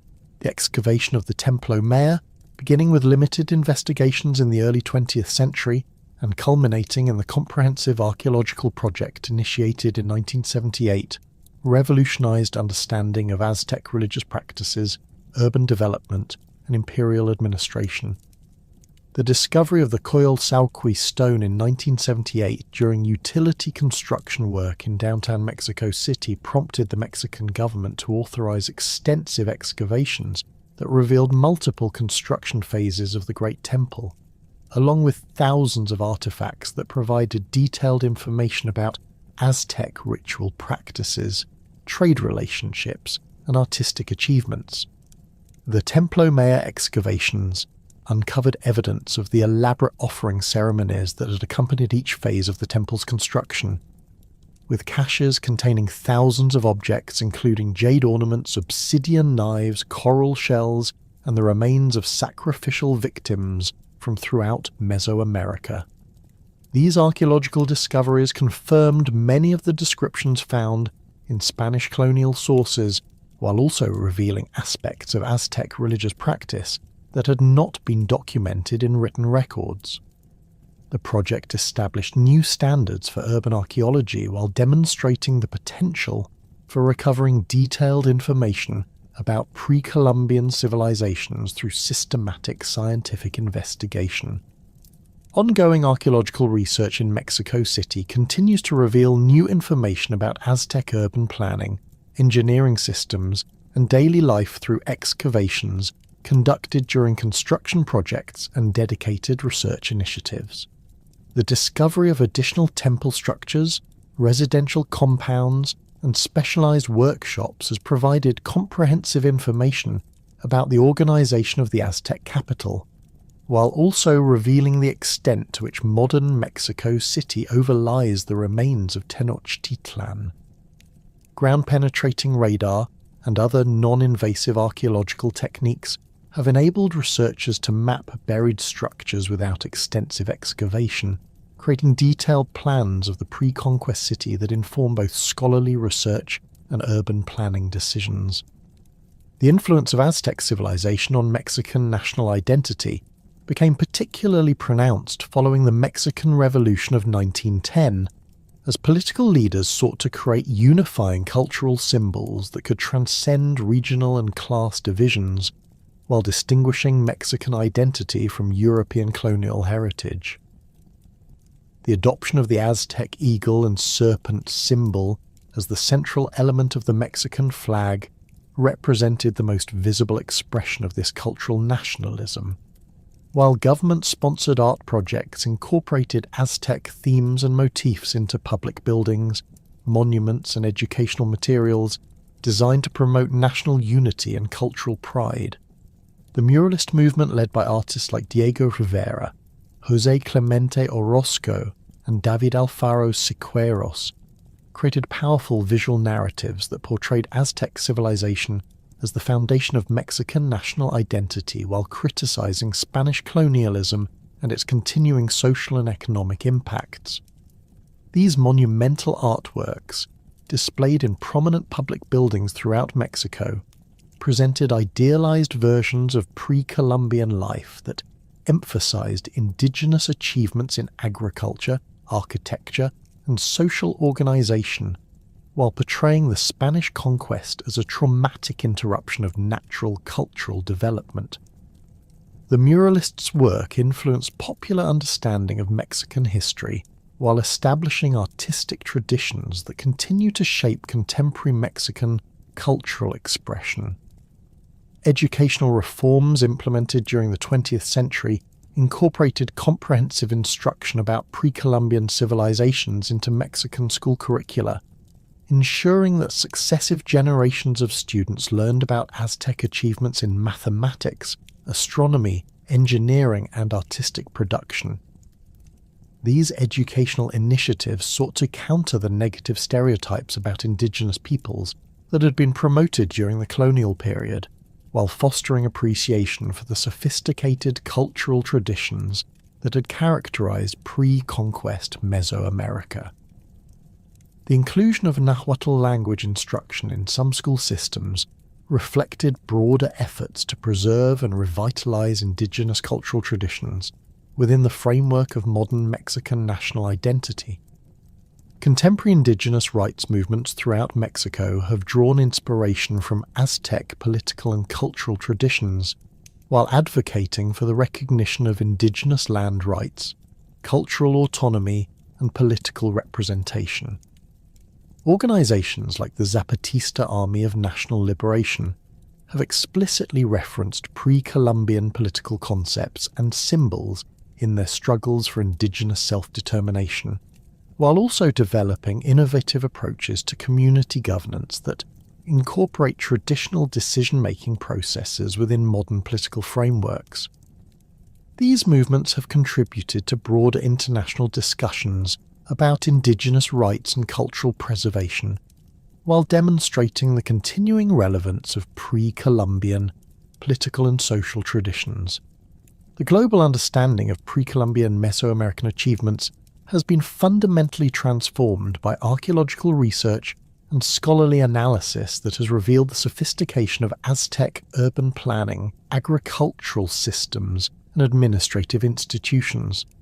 International recognition of Aztec accomplishments in mathematics, astronomy, and engineering has contributed to broader appreciation for indigenous intellectual traditions, while challenging European-centered narratives about technological and cultural development. Museums throughout the world now display Aztec artifacts and provide educational programs that emphasize the innovative character of pre-Columbian civilizations and their contributions to human cultural heritage. The influence of Aztec architectural and artistic traditions continues to be visible in contemporary Mexican and international design, with modern architects and artists incorporating pre-Columbian motifs, spatial concepts, and construction techniques into buildings, sculptures, and decorative arts. The geometric patterns, symbolic imagery, and monumental scale that characterized Aztec artistic production have inspired countless contemporary works while also influencing urban planning projects that seek to create public spaces reflecting indigenous cultural values and aesthetic principles. The legacy of the Aztec Empire extends far beyond its historical significance as a pre-Columbian political entity encompassing continuing influences on language, culture, agriculture, and national identity that demonstrate the enduring power of indigenous traditions to adapt and survive despite centuries of colonialism and cultural suppression. The millions of people throughout Mexico and Central America who continue to speak Nahuatl and related languages maintain direct connections to the linguistic heritage of the Aztec Empire, while the agricultural techniques, craft traditions, and cultural practices that originated during the pre-conquest period continue to shape daily life in indigenous communities throughout the region. The scholarly study of Aztec civilization has contributed to broader understanding of complex societies, imperial administration, and cultural adaptation that informs contemporary discussions about governance, social organization, and environmental management. The sophisticated agricultural systems developed by Aztec farmers, particularly the Chinampa cultivation method, have attracted attention from modern agricultural researchers seeking sustainable approaches to food production in urban environments and challenging ecological conditions. The administrative innovations that enabled the Aztec Empire to govern diverse populations across vast territories provide valuable insights for contemporary political scientists and administrators grappling with similar challenges in multicultural societies. The tragic destruction of Aztec civilization during the Spanish conquest represents one of history's most dramatic examples of cultural collision and imperial expansion, while the survival and adaptation of indigenous traditions demonstrates the resilience of human societies confronting overwhelming challenges. The complex legacy of the Aztec Empire continues to influence contemporary Mexico and the broader world through its contributions to art, architecture, agriculture, and political thought, ensuring that this remarkable civilization remains a vital part of human cultural heritage, despite the catastrophic disruption of Spanish colonization. The ongoing archaeological investigation of Aztec sites, the preservation of indigenous languages and cultural practices, and the incorporation of pre-Columbian themes into contemporary art and politics demonstrate that the legacy of Tenochtitlan and its empire continues to shape human society more than 5 centuries after Cuauhtémoc's final defeat.